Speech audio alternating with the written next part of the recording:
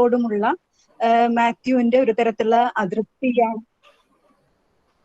തരത്തിലുള്ള അതൃപ്തിയും ഏതൊക്കെ പുതിയ രീതിയിൽ ഈ നഗര രൂപീകരണങ്ങളെ നമുക്ക് മനസ്സിലാക്കാൻ സാധിക്കും എന്ന അന്വേഷണവുമാണ് അടിസ്ഥാനപരമായിട്ട് മാത്യുവിന്റെ ഈ അക്കാഡമിക് അന്വേഷണങ്ങളുടെ ഒരു പശ്ചാത്തലം എന്ന് പറയുന്നത്.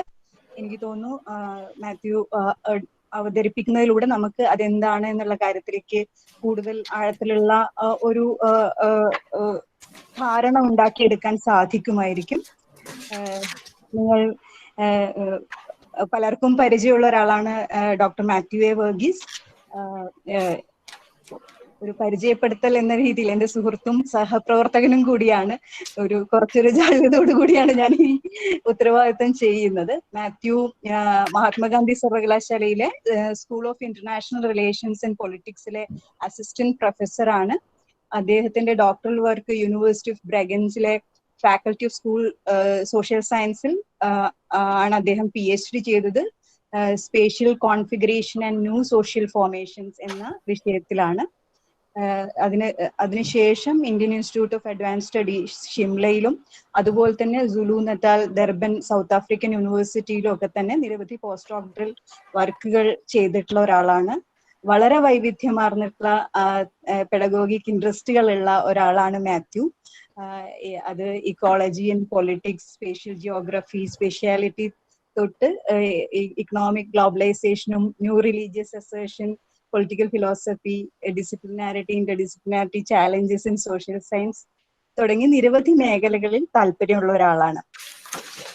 അപ്പൊ എനിക്ക് തോന്നുന്നു നമുക്ക് അധിക സമയം എടുക്കാതെ തന്നെ മാത്യുവിന്റെ പ്രസന്റേഷൻ കേൾക്കാം. പൊതുവിൽ നമ്മുടെ ഈ പ്ലാറ്റ്ഫോം സ്വീകരിക്കുന്ന രീതി എല്ലാവർക്കും പരിചിതമായിട്ടുള്ള ഒരു കാര്യമാണ്. പുതുതായിട്ട് ആരെങ്കിലും ഉണ്ടെങ്കിൽ അവരുടെ അറിവിലേക്കായിട്ട് പറയുകയാണ്. 45 മിനിറ്റ് ദൈർഘ്യമുള്ള പ്രസന്റേഷൻ ആയിരിക്കും. അതിനുശേഷം ഒരു 15 മിനിറ്റോളം നമ്മൾ ഇന്ററാക്ഷന് വേണ്ടിയുള്ള സമയമാണ്. ഈ പ്രസന്റേഷനിലുടനീളവും അതുപോലെ തന്നെ ചർച്ചയുടെ സമയത്തും നിങ്ങളുടെ മൈക്ക് മ്യൂട്ട് ചെയ്ത് വെക്കുക. നമ്മുടെ ക്ലാരിറ്റിക്ക് വേണ്ടിയിട്ടാണ്. നിങ്ങളുടെ സംശയങ്ങൾ ഇൻകോൾ മെസ്സേജസ് ആയിട്ട് ടെക്സ്റ്റ് ചെയ്യുക. പ്രസന്റേഷന് ശേഷം നമുക്ക് ആ ചർച്ചയിലേക്ക് കടക്കാം. ഇത്രയുമാണ് ആമുഖമായി സൂചിപ്പിക്കാനുള്ളത്. ഇനി തുടർന്ന് മാത്യു സംസാരിക്കും. മാത്യു. താങ്ക് യു ആരതി. കേൾക്കാമോ? ഓഡിബിൾ ആണല്ലോ അല്ലെ? കേൾക്കാം. ഓക്കെ. എന്തെങ്കിലും സമയത്ത് ഓഡിബിലിറ്റി പ്രശ്നം ഉണ്ടാവുകയാണെങ്കിൽ അതിനനുസരിച്ച് എന്തെങ്കിലും ഒരു അപ്പാരറ്റസ് ഓഫ് ചെയ്യാം. ഇപ്പം തൽക്കാലം കുഴപ്പമില്ല എന്ന് വിചാരിക്കുന്നു. ആദ്യമായിട്ട് ഒത്തിരി സന്തോഷം. ഇങ്ങനെ ഒരു ഫോറത്തിൽ വരുന്നതിലുള്ളൊരു സന്തോഷമാണ് പ്രധാനമായിട്ടുള്ളത്. കാര്യം എന്താണെന്ന് വെച്ചാൽ ഇപ്പോഴത്തെ ഒരു പാൻഡമിക് കോണ്ടെക്സ്റ്റിൽ ഒരു ഡിജിറ്റൽ സ്പേഷ്യാലിറ്റിയെ ഇത്രയും കണ്ടിന്യൂസ്ലി എൻഗേജ് ചെയ്തിട്ടുള്ള, ക്രിട്ടിക്കലായിട്ട് എൻഗേജ് ചെയ്തിട്ടുള്ള ഒരു ഫോറം ചുരുക്കമാണ്.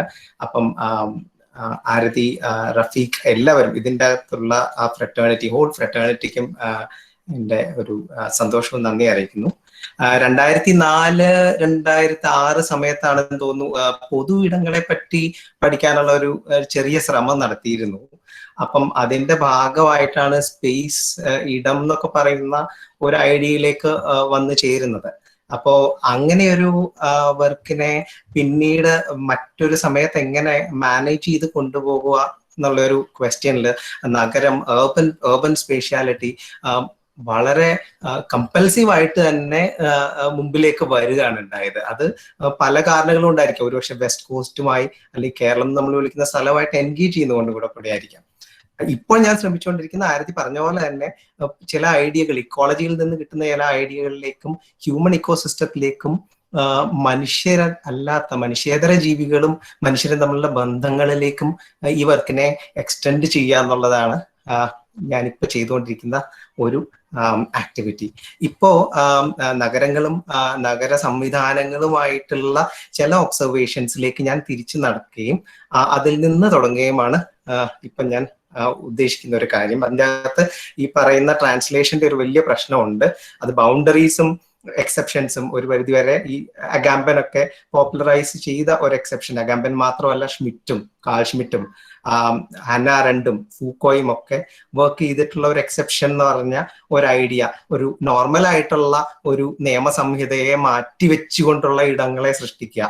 ആ ഒരു രീതിയിലുള്ള എക്സെപ്ഷനെ ഇടയ്ക്ക് ഇൻഡിക്കേറ്റ് ചെയ്യുന്നുണ്ട്. പക്ഷെ അത് മാത്രമല്ല, ബൗണ്ടറീസ് എന്ന് പറഞ്ഞൊരു ഐഡിയയും കൃത്യമായിട്ട് പല സമയങ്ങളിലായിട്ട് മാറി വരുന്ന ഒരു ഐഡിയ ആയിട്ടും കൂടിയാണ് ഞാൻ പ്രസന്റ് ചെയ്യുന്നത്. ഇതൊരു തിയററ്റിക്കൽ എക്സ്പ്ലോറേഷനേക്കാൾ കൂടുതൽ കുറച്ച് ഒരു നാരറ്റീവ് എക്സ്പ്ലോറേഷൻ ആയിട്ടാണ് ഞാൻ ഇതിനെ പ്രസന്റ് ചെയ്യാൻ ആഗ്രഹിക്കുന്നത്. ഞാനൊരു പ്രസന്റേഷൻ ഓൺ ആക്കാൻ ശ്രമിക്കുകയാണ്. അത് ക്ലിയർ ആണോ എന്ന് ഒന്ന് ആരതി പറഞ്ഞ.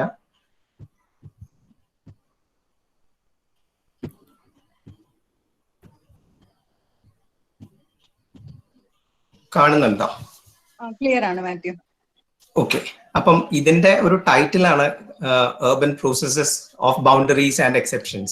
ഈ ഓഫ് ബൗണ്ടറീസ് ആൻഡ് എക്സെപ്ഷൻസ് എന്നുള്ളതിന്റെ അകത്തെ ആ ഓഫിന്റെ അർത്ഥങ്ങളെ കുറച്ചൊന്ന് വിപുലീകരിച്ചിട്ടാണ് സൃഷ്ടി എന്ന് പറയുന്ന ഒരു ഐഡിയയിലേക്ക് വന്നെത്തുന്നത്. അത് നമ്മൾ ഈ പറഞ്ഞ പോലെ നഗരങ്ങളെ പറ്റി ആലോചിക്കുമ്പോൾ പല അർത്ഥങ്ങളും ഇതിന് വരുന്നുണ്ട്. ഇപ്പോ പലപ്പോഴും ക്ലാസിഫിക്കേഷൻ, റൂറൽ അർബൻ ക്ലാസിഫിക്കേഷനെ പറ്റിയാണ് നമ്മൾ സംസാരിക്കുക. അല്ലെങ്കിൽ ഒരു ഇന്ത്യൻ പശ്ചാത്തലത്തിലാണെങ്കിൽ നഗരത്തിന്റെ ചില പാരാമീറ്റേഴ്സ് വെച്ചിട്ടാണ് ക്ലാസിഫൈ ചെയ്യുന്നത്. ആ പാരാമീറ്റേഴ്സ് പലതാണ്. ചിലപ്പോൾ റവന്യൂ ആയിരിക്കും, അല്ലെങ്കിൽ അഡ്മിനിസ്ട്രേറ്റീവ് യൂണിറ്റുകളായിരിക്കും, അല്ലെങ്കിൽ ചിലപ്പോൾ 5000 പേരുണ്ടെങ്കിൽ അത് നഗരമായിരിക്കും. 75% ആണുങ്ങൾ വർക്കിംഗ് പോപ്പുലേഷൻ ഉണ്ടെങ്കിൽ അത് നഗരമായിരിക്കും. യുണൈറ്റഡ് സ്റ്റേറ്റ്സിൽ എത്തുമ്പോൾ ഇത് അഗ്ലോമറേഷൻ എന്ന് പറഞ്ഞൊരു സംവിധാനമാകും. സ്റ്റാറ്റിസ്റ്റിക്കൽ ആയിട്ടുള്ള അസസ്മെന്റ്സ് ആവാം. ബ്രസീലിൽ വരുമ്പം പെരിമീറ്റർ എന്ന് പറയുന്ന ഒരു ഐഡിയയിലേക്ക് വരും. ഇന്തോനേഷ്യയിൽ വരുമ്പോൾ മറ്റ് ചില ഘടകങ്ങളാണ്. കാര്യം എന്തൊക്കെ ഫെസിലിറ്റീസ്, എന്ത് തരം ഹൗസ് ഹോൾഡുകളാണ് അവിടെയുള്ളത്, ഏതു തരം ജീവിത ക്രമങ്ങളാണ് അവിടെയുള്ളത്, അത് ഇലാബറേറ്റ് ചെയ്യുന്നു. അങ്ങനെ പല സ്ഥലങ്ങളിലും പല ഘട്ടങ്ങളിലും നഗരങ്ങളെ ഡിഫൈൻ ചെയ്യുന്ന ഒരു പൊതു രീതി ഉണ്ട്. അപ്പം അത് പ്രധാനം അല്ല എന്നല്ല പറയുന്നത്. ഇപ്പൊ ഈ കേരളത്തിലാണെങ്കിൽ റൂറലോപോളിസിനും റർബനും ഒക്കെ പറയും. കാര്യം ഇത് ശൃംഖലകളായി കിടക്കുന്ന ടൗണുകളാണ്. അതുകൊണ്ട് ഇതിനെ ആ ഒരു രീതിയിൽ കാണുന്ന ഒരു സംവിധാനമുണ്ട്. ഇത് കൂടാതെ യുണൈറ്റഡ് നേഷൻസിന്റെ ക്രൈറ്റീരിയ ഉണ്ട് നഗരങ്ങളെ പറ്റി. എന്താണ് നഗരം? GIS മാപ്പിംഗ് ഉണ്ട്, അഗ്ലോമറേഷൻസ് ഉണ്ട്, കൂട്ടുനഗരങ്ങൾ, അല്ലെങ്കിൽ അർബൻ റിഫോം റിപ്പോർട്ടുകളുണ്ട്. ഇതിൻ്റെ അകത്ത് എല്ലാ നഗരങ്ങളെ പറ്റിയുള്ള ചില ഡെഫിനീഷൻസ് കാണാൻ പറ്റും. ഇതെല്ലാം നഗരമാണ്. എനിക്ക് കൂടുതൽ ഇഷ്ടമുള്ള നഗരം ഒരു പക്ഷേ കോഫി ഹൗസുകളായിരിക്കും, ചിലപ്പോൾ സ്ക്വയറുകളായിരിക്കും. അല്ലാന്നുണ്ടെങ്കിൽ നഗരങ്ങളുടെ ഇടയിൽ ചില ആളുകൾ ജീവിക്കുന്നുണ്ടല്ലോ, ചില ചെറിയ ലൈഫ് ഫോംസ് അതിൻ്റെ അകത്ത് റൂട്ട് ചെയ്യുന്നുണ്ട്. അതിൻ്റെ അകത്ത് ആനിമൽ ലൈഫ് ഫോംസ് പോലും ഉണ്ട്. അതായിരിക്കും എൻ്റെ ഒരു ഇഷ്ടമുള്ള മേഖല. ഇതെല്ലാം നഗരമാണെങ്കിൽ ഈ നഗരവുമായിട്ട് ബന്ധപ്പെടുത്തി പറയുന്ന ബൗണ്ടറീസ്, എക്സെപ്ഷൻസ്, ഇങ്ങനത്തെ ചില വ്യവസ്ഥകളെ പറ്റി ചിന്തിക്കുമ്പോൾ ചില പോസുകൾ ആവശ്യമാണ്, ചില നിർത്തലുകൾ ആവശ്യമാണ്. അവിടെ നിന്നാണ് എനിക്ക് ഒരു പക്ഷെ തുടങ്ങാനും പറ്റുന്നത്. അതിനെ സൂചിപ്പിക്കുന്ന ഒരു ഇതാണ്, ഒരു ഇമേജ് ആണ് കാണുന്നത്. അതിൻ്റെ അകത്ത് ചില വാക്ക് ട്രാൻസിറ്റീവ്, ഇൻട്രാൻസിറ്റീവ് എന്നൊക്കെ പറഞ്ഞ ചില വാക്കുകൾ കാണുന്നത്. ഇതിൻ്റെ അകത്ത് ട്രാൻസിറ്റീവ് സകർമകം, അല്ലെങ്കിൽ ഇൻട്രാൻസിറ്റീവ് അകർമകം, ഒബ്ജക്റ്റിനെ സൂചിപ്പിക്കുന്ന ഒരു ഒബ്ജക്റ്റ് ഉള്ള ഒരു വസ്തു മുമ്പിലുള്ള ഒരു ഐഡിയയാണ് ട്രാൻസിറ്റീവ്. വസ്തു ഇല്ലെങ്കിൽ അത് അകർമകമാകും.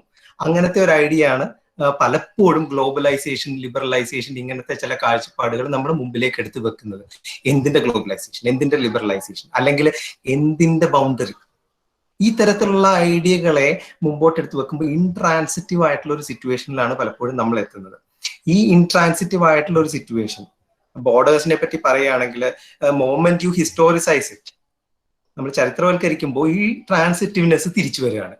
ബോർഡേഴ്സ് ഷിഫ്റ്റിംഗ് ആവും പെട്ടെന്ന്, അതിരുകൾ മാറിക്കൊണ്ടിരിക്കും, അതിരുകൾ സാഹചര്യങ്ങളായി സൃഷ്ടിക്കപ്പെടും, അതിരുകളിൽ അധികാരങ്ങൾ വരും. ഇങ്ങനത്തെ പല ഐഡിയകളും വരുമ്പോൾ ഈ ഇൻട്രാൻസിറ്റീവ് ആയിട്ടുള്ള പല ഐഡിയകളും ട്രാൻസിറ്റീവ് ആവും. ഇതാണ് നമ്മളൊരു എത്തനോഗ്രഫിയിൽ ചെയ്തുകൊണ്ടിരിക്കുന്നത്.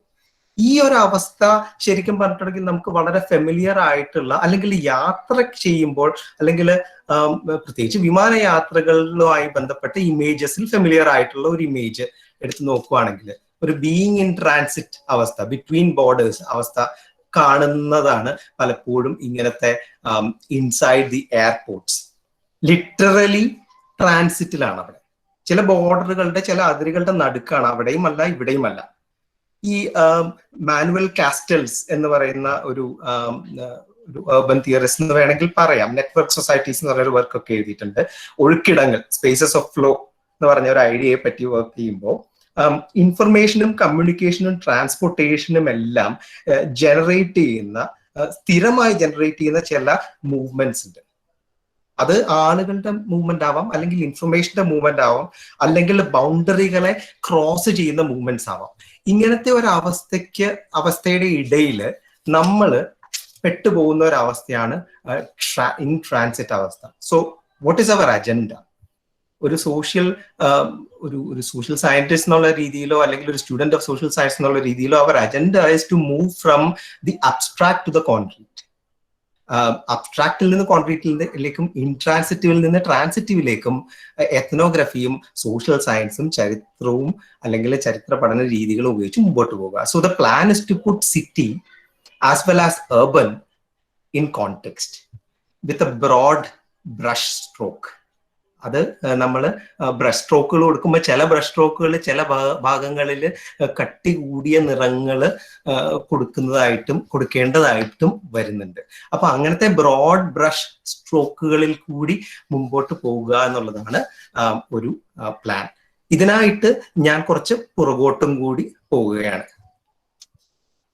ഈ ഇമേജിന്റെ അകത്ത് പല പടങ്ങളെയും കൂട്ടി വെച്ചിരിക്കുകയാണ്. അതിൻ്റെ അകത്ത് ആദ്യത്തെ ഒരു പടം എന്ന് പറഞ്ഞിട്ടുണ്ടെങ്കിൽ ഒരു നിയോലിത്തിക് സ്റ്റോൺ ടൂൾ പീരീഡിന്റെ അകത്തേക്ക് പോകുമ്പോൾ ഒരു 10,000 to 5,500 ഇയേഴ്സ് ബിഫോർ പ്രസന്റിന്റെ ഇടയിൽ ഷട്ടൽ ഹുയുക്ക് എന്നൊക്കെ പറയുന്ന ഇപ്പോഴത്തെ ടർക്കിയിലുള്ള മുമ്പുണ്ടായിരുന്ന ഒരു സിവിലൈസേഷന്റെ റെമിനൻസ് കാണാം. അതിന്റെ കൂടെ കുറച്ചുകൂടെ നോമാഡിക് ആയിട്ട് നടക്കുന്ന ആൾക്കാർ കാണാം. മറ്റൊരു സ്ഥലത്ത് ഏതോ തരത്തിലൊരു ഒരു സിംബോളിക് ആയിട്ട് ചിഹ്ന സംവിധാനങ്ങൾ വെച്ചിട്ട് പവറിനെ റെപ്രസെന്റ് ചെയ്യുന്ന ഒരു ഇമേജും കാണാം. അതിലേക്ക് വരാം. ഈ കാട്ടൽ ഹുയുക്ക് അല്ലെങ്കിൽ പ്രസന്റ് ടർക്കി ഒരു എക്സാമ്പിൾ ആയിട്ട് എടുത്തു കഴിഞ്ഞാൽ അഗ്രേറിയൻ കോൺഗ്രിഗേഷൻസ്, കൃഷി ചെയ്ത് കൂട്ടി താമസിച്ചിരുന്നവര് പലപ്പോഴും മറ്റ് പല ഓർഡറുകളുടെ കൂടെയാണ് താമസിച്ചിരുന്നത്. ഇതുപോലെ അല്ലാതെ ജീവിക്കുന്നവരും അതിന്റെ കൂടെ ഉണ്ടായിരുന്നു. പക്ഷെ ഈ കക്ഷികൾ താമസിച്ചിരുന്നത് പുഴത്തീരങ്ങളിലാണ്. ഇവിടെ ഇപ്പം കർസംബ എന്ന് പറഞ്ഞൊരു നദിയൊക്കെ ഉണ്ടായിരുന്നു. അതിന്റെയൊക്കെ തീരത്ത് അലൂവിയൽ പ്ലെയിനുകളിലൊക്കെയാണ് താമസിക്കുന്നത്. കൃഷി തന്നെ ഒരു നിശ്ചയിച്ചു കൂട്ടി തുടങ്ങിയതുമല്ല, അറിയാണ്ട് തുടങ്ങിപ്പോയ ചില സംവിധാനങ്ങളാണ് കൃഷി സംവിധാനങ്ങൾ. അപ്പോ മാർഷൽ സാലൻസ് എന്ന് പറഞ്ഞൊരു നരവംശാസ്ത്രജ്ഞൻ സ്റ്റോൺ ഏജ് ഇക്കണോമിക്സ് എന്ന് പറയുന്ന ഒരു വർക്കിന്റെ അകത്ത് പറയുന്ന ഒരു കാര്യം, ഈ അഭിവൃദ്ധി സമൂഹം, അഫ്ലുവൻറ്റ് സൊസൈറ്റി എന്നൊക്കെ പറയുന്നത് ഈ പറയുന്ന സൊസൈറ്റികളായിക്കോണമെന്നില്ല. ഇങ്ങനെ കോൺട്രിഗേറ്റ് ചെയ്ത് കൂടി താമസിക്കുന്ന സൊസൈറ്റികളായിക്കോണമെന്നില്ല. കാര്യം ഈ നമുക്ക് ആവശ്യമുള്ള വസ്തുക്കള് ആവശ്യത്തിലധികം ലഭിക്കുന്നത് പലപ്പോഴും മൂവ് ചെയ്തുകൊണ്ടിരിക്കുന്ന മറ്റ് ചില സൊസൈറ്റികളിലാണ്. അവിടെ ലിഷറും നമ്മുടെ കൂടെ തന്നെയാണ് മൂവ് ചെയ്തുകൊണ്ടിരിക്കുന്നത്. സോ അതൊരു സൈഡില്.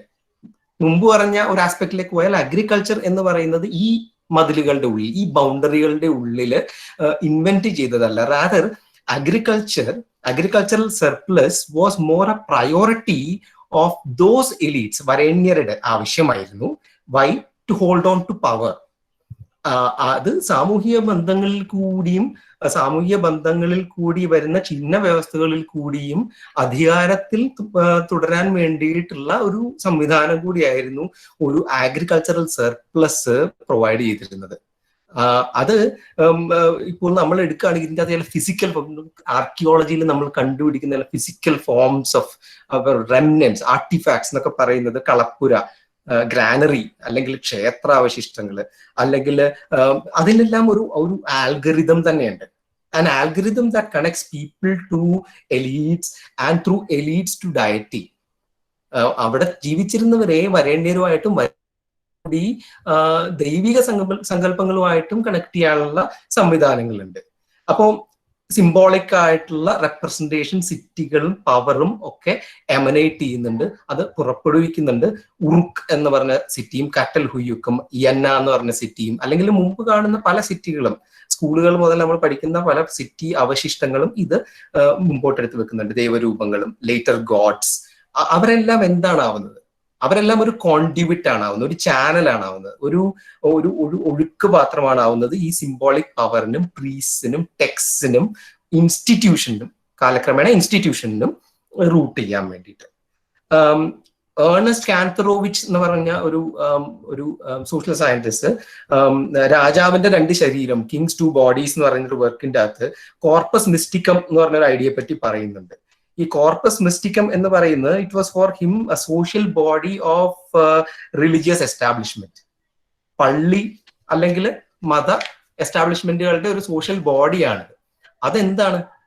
അത് കളക്റ്റീവ് ആയിട്ടുള്ള ഒരു സോഷ്യൽ ഓർഗനൈസേഷനെ സ്ഥിരമായി നിലനിർത്തുന്ന ഒരു സംവിധാനമായി മാറുന്ന ഒരു സംഭവമാണ് കോർപ്പസ് മിസ്റ്റിക്കം. എന്ന് വെച്ചാൽ രാജാവ് മരിക്കാം, പക്ഷെ രാജ്യം മരിക്കുന്നില്ലല്ലോ. അല്ലെങ്കിൽ ക്രിസ്തുവിനെ ക്രൂശിച്ചു കഴിഞ്ഞാലും പള്ളി തുടരുന്നുണ്ടല്ലോ. അങ്ങനെ ഒരു മിസ്റ്റിക്കൽ എസൻസ് തുടരുന്നത് പിന്നീട് കാലങ്ങളിൽ, അതങ്ങോട്ട് നമ്മൾ പോയിട്ടില്ല, പക്ഷെ അത് കോൺസ്റ്റിറ്റ്യൂഷനൊക്കെ ആയിട്ടും തുടരുന്നുണ്ട്. അപ്പം ബോഡി പോളിറ്റിക് എന്ന് പറയുന്ന ഒരു ആശയത്തിലേക്ക് ഈ മിസ്റ്റിക്കൽ ആയിട്ടുള്ള ഒരു ഐഡിയ കയറുന്നതായിട്ട് നമുക്ക് കാണാൻ പറ്റും. അപ്പൊ നമ്മൾ ഈ പടങ്ങളിലേക്ക് ഒന്നുകൂടെ പോകുകയാണെങ്കിൽ വോൾഡ് ആയിട്ടുള്ള സിറ്റിയുടെ കൂടെ തന്നെ നടന്നുകൊണ്ടിരിക്കുന്ന സമൂഹങ്ങളും ആ നടന്നുകൊണ്ടിരിക്കുന്ന സമൂഹങ്ങളെ അഫ്ലുവന്റ് ആയിട്ടുള്ള സമൂഹങ്ങളായിട്ട് പലപ്പോഴും പറയപ്പെട്ടിരുന്നു എന്നും ഒക്കെ പറയുന്നു. പിന്നെ സിംബോളിക് ആയിട്ടുള്ള ഒരു പവറിനെ പറ്റി നമ്മൾ ഒന്ന് ചൂണ്ടിക്കാണിക്കാനാണ് ഇത് ഉദ്ദേശിച്ചത്. അടുത്തൊരു സ്ലൈഡിലേക്ക് പോവുകയാണെങ്കിൽ ഇതിന്റെ അകത്തും ഒരു ബൗണ്ടഡ് ആയിട്ടുള്ള സിറ്റിയുടെ അല്ലെങ്കിൽ ബൗണ്ടറി ഉള്ള വാളുകളുള്ള സിറ്റികളുടെ ഏതോ ഒരു സിറ്റിയുടെ അവശിഷ്ടമാണ് കാണുന്നത്. അതിന്റെ താഴെ മൂവ് ചെയ്തുകൊണ്ടിരിക്കുന്ന മറ്റൊരു ക്രൗഡിനെയും കാണുന്നുണ്ട്. ഈ സ്ലൈഡ് കാണിക്കുന്നത് റിമെയിൻസ് ഓഫ് എ ബൗണ്ടഡ് സിറ്റിയാണ്, അതിർത്തിയുള്ള നഗരങ്ങളുടെ അവശിഷ്ടം. On the other side are nomads. ഈ നോമാഡ്സ് എപ്പോഴും മൂവ് ചെയ്തുകൊണ്ടേ ഇരിക്കുകയാണ്. കാണാൻ പറ്റുന്നുണ്ടോ? കാണാൻ പറ്റുന്നില്ല. പ്രസന്റേഷൻ കാണുന്നില്ലേ? ഞാൻ ഒന്ന് ചെക്ക് ചെയ്ത് നോക്കട്ടെ. ഒന്നുകൂടി സ്ക്രീൻ ഷെയർ ചെയ്താൽ മതി മാത്യു. അതിന്റെ ഇടയിൽ എന്തോ സ്ക്രീൻ ഷെയർ അതെയോ ഞാനതൊന്ന് നോക്കട്ടെ. റെസ്യൂം പ്രസന്റിംഗ് കൊടുത്തിട്ടുണ്ട്. ഇപ്പൊ ശരിയാവുന്നുണ്ടോ? ഞാൻ ആദ്യം ഇതിന് മുമ്പത്തേതിലേക്ക് പോകണോ അതോ വേണ്ട ഇത് കഴിഞ്ഞു? ഓക്കെ ഇപ്പൊ കുഴപ്പമില്ലല്ലോ. ഇല്ല. ഓക്കെ. അപ്പം ആറാമത്തെ സ്ലൈഡ് ആണ് ഇപ്പം നിൽക്കുന്നത്. എനിക്ക് തോന്നുന്നു അതിന് മുമ്പത്തെ കണ്ടെന്ന് പ്രതീക്ഷിക്കുന്നു. ഈ സ്ലൈഡിന്റെ അകത്ത് കാണുന്ന ഒരു ബൗണ്ടഡ് സിറ്റിയുടെ അവശിഷ്ടങ്ങളാണ്. അത് ടിപ്പിക്കൽ ആയിട്ടുള്ള ഒരു സിവിലൈസേഷന്റെ റെപ്രസെന്റേഷൻ ആണ്. അപ്പുറത്തെ വശത്ത് കാണുന്ന നൊമാഡുകളെയാണ്. നാടോടികൾ എന്ന് അവരെ പറയാൻ പറ്റില്ല. അത് ഇവര് വേറൊരു രീതിയിൽ വളരെ ആക്റ്റീവും അഗ്രസീവും ആയിട്ടുള്ള മൂവ് ചെയ്തുകൊണ്ടിരിക്കുന്ന സൊസൈറ്റികളാണ്. നൊമാഡിക് ആയിട്ടുള്ള ട്രാക്കുകൾ തന്നെ വേറെയാണ്. Some call them barbarians. The former are always celebrated. ആദ്യം കാണുന്ന വോൾഡ് ആയിട്ടുള്ള സിറ്റികളെയാണ് നമ്മൾ സെലിബ്രേറ്റ് ചെയ്യുന്നത്. ടെക്സ്റ്റ് ബുക്കിൽ അവരെ പറ്റിയാണ് കാണുന്നത്. സിവിലൈസേഷന്റെ ബാക്കി പത്രങ്ങൾ അവരാണ് എപ്പോഴും. മറ്റേ ആ ഒരു അവസ്ഥ, നൊമാഡിക് അവസ്ഥ എന്ന് പറഞ്ഞാൽ ഡീസ്റ്റെബിലൈസിങ് ആണ്. എപ്പോഴും സ്ഥിരത നശിപ്പിക്കുന്ന ഒരു കൂട്ടങ്ങളാണ് അവർ. സോ ആദ്യ ഭരണ സംവിധാനങ്ങൾ, സ്റ്റേറ്റ് എന്നോ അല്ലെങ്കിൽ പവർ സ്ട്രക്ചേഴ്സ് എന്നൊക്കെ പറയുന്നത് അതിനെ നമ്മൾ മാറി മാറി ഉപയോഗിക്കുകയാണ്. ഇപ്പം ആദ്യ സ്റ്റേറ്റുകൾ അലൂവിയൽ പ്ലെയിനുകളിലാണ്, പുഴത്തീരങ്ങളിലാണ് ഉള്ളത്. അത് ശരിക്കും പറഞ്ഞാൽ സ്മഡ്ജുകളാണ്. ശരിക്കും ഒരു ചെറിയ ചെറിയ കൂട്ടങ്ങൾ മാത്രമായിരുന്നു. ഒരു അന്നത്തെ ഒരു ഏരിയൽ ഫോട്ടോ എടുക്കാൻ സംവിധാനം ഉണ്ടായിരുന്നെങ്കിൽ ഇതിനെ മറ്റൊരു സ്റ്റേറ്റിൽ നിന്ന് സെപ്പറേറ്റ് ചെയ്യുന്ന ഡിസ്റ്റൻസ് എന്ന് പറഞ്ഞാൽ വളരെ അധികമാണ്. അത് സുമേറിലായാലും കൊള്ളാം, ഈജിപ്തിലായാലും കൊള്ളാം, മായൻ സിവിലൈസേഷനിലായാലും ചിൻ ചൈനയിലായാലും ഈ പറയുന്ന ഡിസ്റ്റൻസ് വലിയൊരു ഫാക്ടറാണ്. Most people lived outside the tax system. Tax ചെയ്യാൻ, കരം പിരിക്കാനുള്ള അവസ്ഥയുടെ പുറത്താണ് മിക്കവരും. സോ ഏതാണ്ട് 400 കൊല്ലം മുമ്പ് വരെ ഹണ്ടർ ഗ്യാദറേഴ്സും ഷിഫ്റ്റിംഗ് കൾട്ടിവേഷൻ നടത്തിയിരുന്നവരും പാസ്റ്ററലിസ്റ്റുകളും ഹോർട്ടിക്കൾച്ചറലിസ്റ്റുകളും അവരെല്ലാം ഒരു വലിയൊരു മെജോറിറ്റി തന്നെയായിരുന്നു ഈ സെറ്റിൽഡ് അഗ്രേറിയൻ കൾച്ചറിനെ അപേക്ഷിച്ച് നോക്കുമ്പോൾ. Even 600 years after farming started, early state forms appeared in a very proto like situation. വളരെ കുറച്ച് മാത്രം എക്സ്പാൻഡഡ് ആയിരുന്ന സിറ്റുവേഷനിലാണ് നിലനിന്നിരുന്നത്. അപ്പോൾ നമ്മളിപ്പോ ഈ പറയുന്ന ഇപ്പം ഹോബ്സ് ഒക്കെ പറയുന്ന ലെവിയാത്തൻ സ്റ്റേറ്റുകൾ എന്നൊക്കെ പറയുന്നത് it was more A myth. It was more a myth with lots of gaps and dark ages in between. അതുകൊണ്ട് ഡാർക്ക് ഏജസ്. അപ്പൊ ഈ സിറ്റികളുടെ ഇടയിലുള്ള ഡാർക്ക് ഏജസിനെ പ്രോപ്പർ ആയിട്ട് നമ്മൾ കാണുന്നില്ല. ഡാർക്ക് ഏജസിലും പല സംവിധാനങ്ങൾ ഉണ്ടായിരുന്നു, പലതരത്തിലുള്ള പ്രോസസ്സുകൾ നടന്നിരുന്നു. പക്ഷെ സിറ്റിയുടെ ഒരു പ്രത്യക്ഷ രൂപം ഉണ്ടായിരുന്നില്ല. അതുകൊണ്ട് അത് എഴുതപ്പെടുന്നില്ല. So the impact of ecological phenomena, പാരിസ്ഥിതികമായിട്ടുള്ള phenomena like annual monsoon was very formidable for this kind of state. ഭീകരമായിട്ടുള്ള ചേഞ്ചസ് ഉണ്ടാക്കും. സോ ഈ പറയുന്ന ആദ്യ സ്റ്റേറ്റുകളിൽ ഒരു വലിയ ഫ്ലഡ് പോലും വലിയ മാറ്റങ്ങളാണ് ഉണ്ടാക്കുന്നത്. ഇനിയും എനിക്ക് കൃത്യമായിട്ട് ഇഷ്ടമുള്ള ഒരു ഏരിയ, വർക്ക് ചെയ്യാൻ ഇഷ്ടമുള്ള ഒരു ഏരിയയും ഇത് തന്നെയാണ്. ഡൊമസ്റ്റിക്കേഷൻ, തീയുടെ ഡൊമസ്റ്റിക്കേഷൻ, അല്ലെങ്കിൽ മൃഗങ്ങളുടെ ഡൊമസ്റ്റിക്കേഷൻ. തീ ശരിക്കും പറഞ്ഞിട്ടുണ്ടെങ്കിൽ വലിയൊരു മാർക്കാണ് നമ്മുടെ ഹ്യൂമൻ സിവിലൈസേഷനിൽ ലീവ് ചെയ്തിട്ടുള്ളത്. And it was also a physical mark. Fire left a long mark on human brains even. കാര്യം ചെറിയ ഗട്ടുകളും വലിയ ബ്രെയിനുകളും ഒരു ഡൈജസ്റ്റീവ് സിസ്റ്റത്തെ തന്നെ മാറ്റുന്നു. ഡൈജസ്റ്റീവ് സിസ്റ്റം നമ്മൾ തീ ഉപയോഗിച്ച് കുക്ക് ചെയ്യുമ്പോൾ മാറുന്നുണ്ട്, അതിനനുസരിച്ച് ബ്രെയിനിലും മാറ്റങ്ങൾ വരുന്നുണ്ട്. So there was a co-selection of fruits and grains around what became in a Greek world called domus, ജീവിക്കുന്ന സ്ഥലം, ഹോം. അതിന്റെ ചുറ്റും ഒരു co-adaptation വരുന്നുണ്ട്. ആനിമൽസും പ്ലാന്റ്സും അതിന്റെ കൂടെ ഡൊമസ്റ്റിക്കേറ്റഡ് ആവുന്നത് ഒരു അല്ലെങ്കിൽ ഇൻറ്റസ്റ്റൈനൽ രീതിയിൽ വന്നേക്കുന്ന ചേഞ്ചുകൾ, അല്ലെങ്കിൽ ഡൊമസ്റ്റിക് ആനിമൽസും മനുഷ്യരും തമ്മിലുള്ള റെസിപ്രോക്കൽ ആയിട്ടുള്ള പാരസ്പര്യ ബന്ധങ്ങൾ, ഇതെല്ലാം അത് സൂചിപ്പിക്കുന്നതാണ്. So as much as they were domesticated, ആനിമൽസിനെ നമ്മൾ ഡൊമസ്റ്റിക്കേറ്റ് ചെയ്യുന്ന പോലെ തന്നെ ആനിമൽസ് നമ്മളെയും ഡൊമസ്റ്റിക്കേറ്റ് ചെയ്യുന്നുണ്ടായിരുന്നു. നായ അല്ലെങ്കിൽ മറ്റു മൃഗങ്ങള് നമ്മളെയും ഡൊമസ്റ്റിക്കേറ്റ് ചെയ്യുന്നുണ്ട്. It was a reciprocal process. There was also commensals, പന്തി ഭോജനം കഴിച്ചിരുന്ന ജീവികൾ ഉണ്ടായിരുന്നു. സ്പാരോസ്, കുരുവികൾ, മൈസ്, ടിക്ക്, ബഗ് എന്നൊക്കെ നമ്മൾ പറയുന്ന പലതരം ചെറിയ ചെറിയ ജന്തുക്കള് പന്തി ഭോജനം നടത്തിയിരുന്നു. So the human behavioral change was a kind of domestication to new processes like plowing, reaping, grinding, കൊയ്ത്തുമായി ബന്ധപ്പെട്ടിട്ടുള്ള അല്ലെങ്കിൽ കൃഷിയുമായിട്ട് ബന്ധപ്പെട്ടിട്ട് വന്നിട്ടുള്ള ഒരു ഡോമസ്, ഒരു ജീവിത സംവിധാനത്തിൽ വന്നേക്കുന്ന ഡൊമസ്റ്റിക്കേഷൻസ് ഓൾറെഡി നമ്മുടെ അഡാപ്റ്റേഷനെ സെറ്റ് ചെയ്ത് തുടങ്ങിയിരുന്നു. അപ്പോ ഒരു ഡാർവീനിയൻ മെക്കാനിസംസ് ശരിക്കും വർക്ക് ചെയ്ത് തുടങ്ങുകയാണ് അവിടെ. അതിന്റെ കോൺസിക്വൻസ് പലപ്പോഴും ഇന്റൻഡഡ് ആയിരുന്നില്ല, അൺഇന്റൻഡഡ് ആയിരുന്നു, ഉദ്ദേശിച്ചതായിരുന്നിരിക്കില്ല. സോ ഈ ഒരു അവസ്ഥയെ പറ്റി പിന്നീട് ഇപ്പോൾ കണ്ടമാനം പഠനങ്ങൾ വരുന്നത് ആന്ത്രോപോസീൻ അവസ്ഥ, മനുഷ്യർ പ്രകൃതിയിൽ പ്രത്യക്ഷമായിട്ടുള്ള ഒരു ഇഫക്റ്റ് ചെലുത്തി തുടങ്ങുന്ന ഒരു അവസ്ഥയെ പറ്റി പറയാൻ ആന്ത്രോപോസീൻ എന്ന് പറഞ്ഞൊരു പ്രയോഗമൊക്കെ ഉണ്ട്. ഈ ആന്ത്രോപോസീനെ ഒരു തിൻ ആന്ത്രോപോസീൻ, നേർന്ന ആന്ത്രോപോസീൻ ആയിട്ടുള്ള ഒരു ഇഫക്റ്റ് ആയിട്ട് ആ കാലഘട്ടങ്ങളിലേ കണ്ടു തുടങ്ങി. കാര്യം തീ ഉണ്ടല്ലോ, തീ കൊണ്ടുള്ള മാറ്റങ്ങൾ വന്നിട്ടുണ്ടല്ലോ. ഈ തിക്ക് ഇഫക്ട്സ് വരാൻ കുറച്ച് കാലം പിടിച്ചു. അതിനൊരു പക്ഷേ ഇൻഡസ്ട്രിയൽ സിവിലൈസേഷൻ ആവേണ്ടിയിരുന്നിരിക്കും. ക്ലാസിക്കൽ ഭരണകൂടങ്ങൾ, ക്ലാസിക്കൽ സ്റ്റേറ്റുകൾ, they started eventually to become grain states. Grain സ്റ്റേറ്റുകളാവുക എന്ന് പറയുമ്പോൾ എന്താ ഉദ്ദേശിക്കുന്നത്? ഈ പറയുന്ന മധുരക്കിഴങ്ങും ബ്രെഡ് ഫ്രൂട്ടും അല്ലെങ്കിൽ വേരുകളായി ഉണ്ടാവുന്ന അല്ലെങ്കിൽ ഭൂമിയുടെ താഴേക്ക് ഉണ്ടാവുന്ന കൃഷി ചെയ്യുന്ന വസ്തുക്കളും ടാക്സ് പിടിക്കാൻ ബുദ്ധിമുട്ടുള്ള വസ്തുക്കളാണ്. എന്നാലും മുകളിലേക്ക് ഉണ്ടാവുന്ന ഗ്രെയിനുകളെ ടാക്സ് ചെയ്യാൻ വളരെ എളുപ്പമാണ്.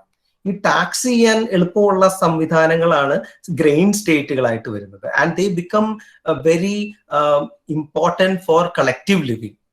മുമ്പ് പറഞ്ഞ പോലെ പക്ഷേ ഈ കളക്റ്റീവ് ലിവിങ് ഏത് സമയവും അപകടങ്ങളും നേരിട്ടുകൊണ്ടിരിക്കുന്നു. ഈ പറയുന്ന കക്ഷികള്, ബാർബേറിയൻസ് എന്നും നൊമാഡ്സ് എന്നും പറയുന്ന ആൾക്കാർ ഇതിൽ നിന്ന് സർപ്ലസ് കുതിരപ്പുറത്ത് വന്ന് എടുത്തുകൊണ്ട് പോകും.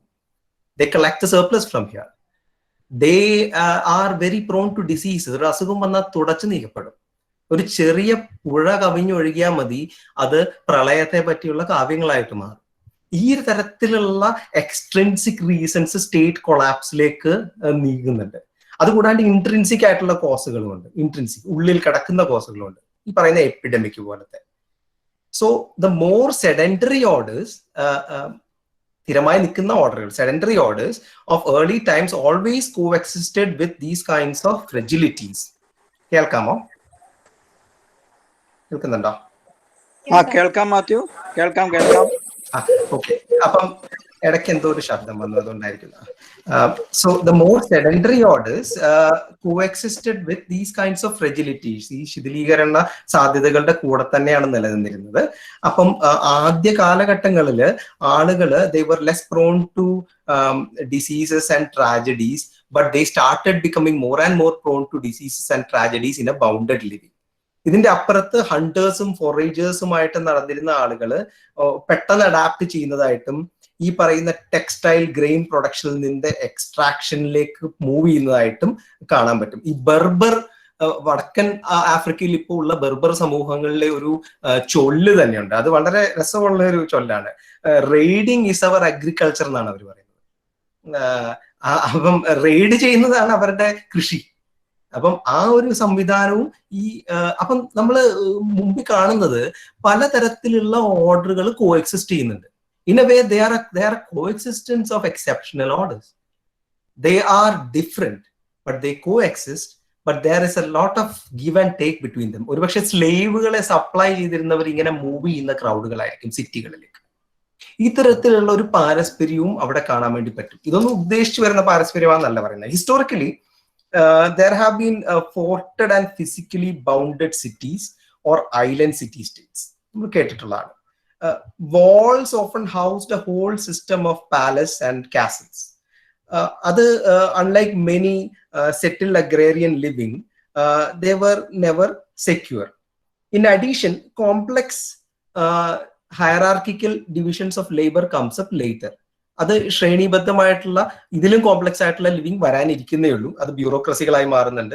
Unlike people who were still on the move, the bureaucracies wanted to be well position with statistics and enumeration and office systems. പക്ഷെ അതിന്റെ ഒരു ചരിത്രം ഇതുമായിട്ട് ഡയറക്ട്ലി ലിങ്ക്ഡ് ആണെന്ന് പറയാനല്ല ഉദ്ദേശിക്കുന്നത്. പക്ഷെ ഈ ഒരു തരം എവല്യൂഷണറി ട്രജക്ടറി അവിടെ കാണാനും പറ്റും. ഇനിയും in fact when hierarchy is developed and the first kingdoms and priestdoms came up, more internal walls needed to be there. ഉള്ളില് ഈ മതിലുകൾക്കുള്ളിൽ മറ്റു മതിലുകളും വേണം. കാര്യം ഒരു സാധ്യതയുണ്ട് എക്സ്ട്രാക്ട് ചെയ്യാൻ വേണ്ടിയിട്ട് മറ്റൊരു സ്ഥലം. ഇതിന്റെ അകത്ത് സർപ്ലസ് എടുത്തുകൊണ്ട് പോകാനുള്ള സാധ്യതയുണ്ട്. അതുകൊണ്ട് ഉള്ളിൽ മറ്റു മതിലുകളും വേണം. സോ ഒരു urban പ്രോട്ടോടൈപ്പിന്റെ അകത്ത് within notes inside the walls there were also walled insides. ഇതിന്റെ ഉള്ളിലും വാൾഡ് ആയിട്ടുള്ള സ്പേസുകളുണ്ട്, ഇടങ്ങളുണ്ട്. അടുത്തൊരു സ്ലൈഡ് വിസിബിൾ ആണെന്ന് വിചാരിക്കും. So middle of 12th century അല്ലെങ്കിൽ പ്രിസൈസ്ലി ഒരു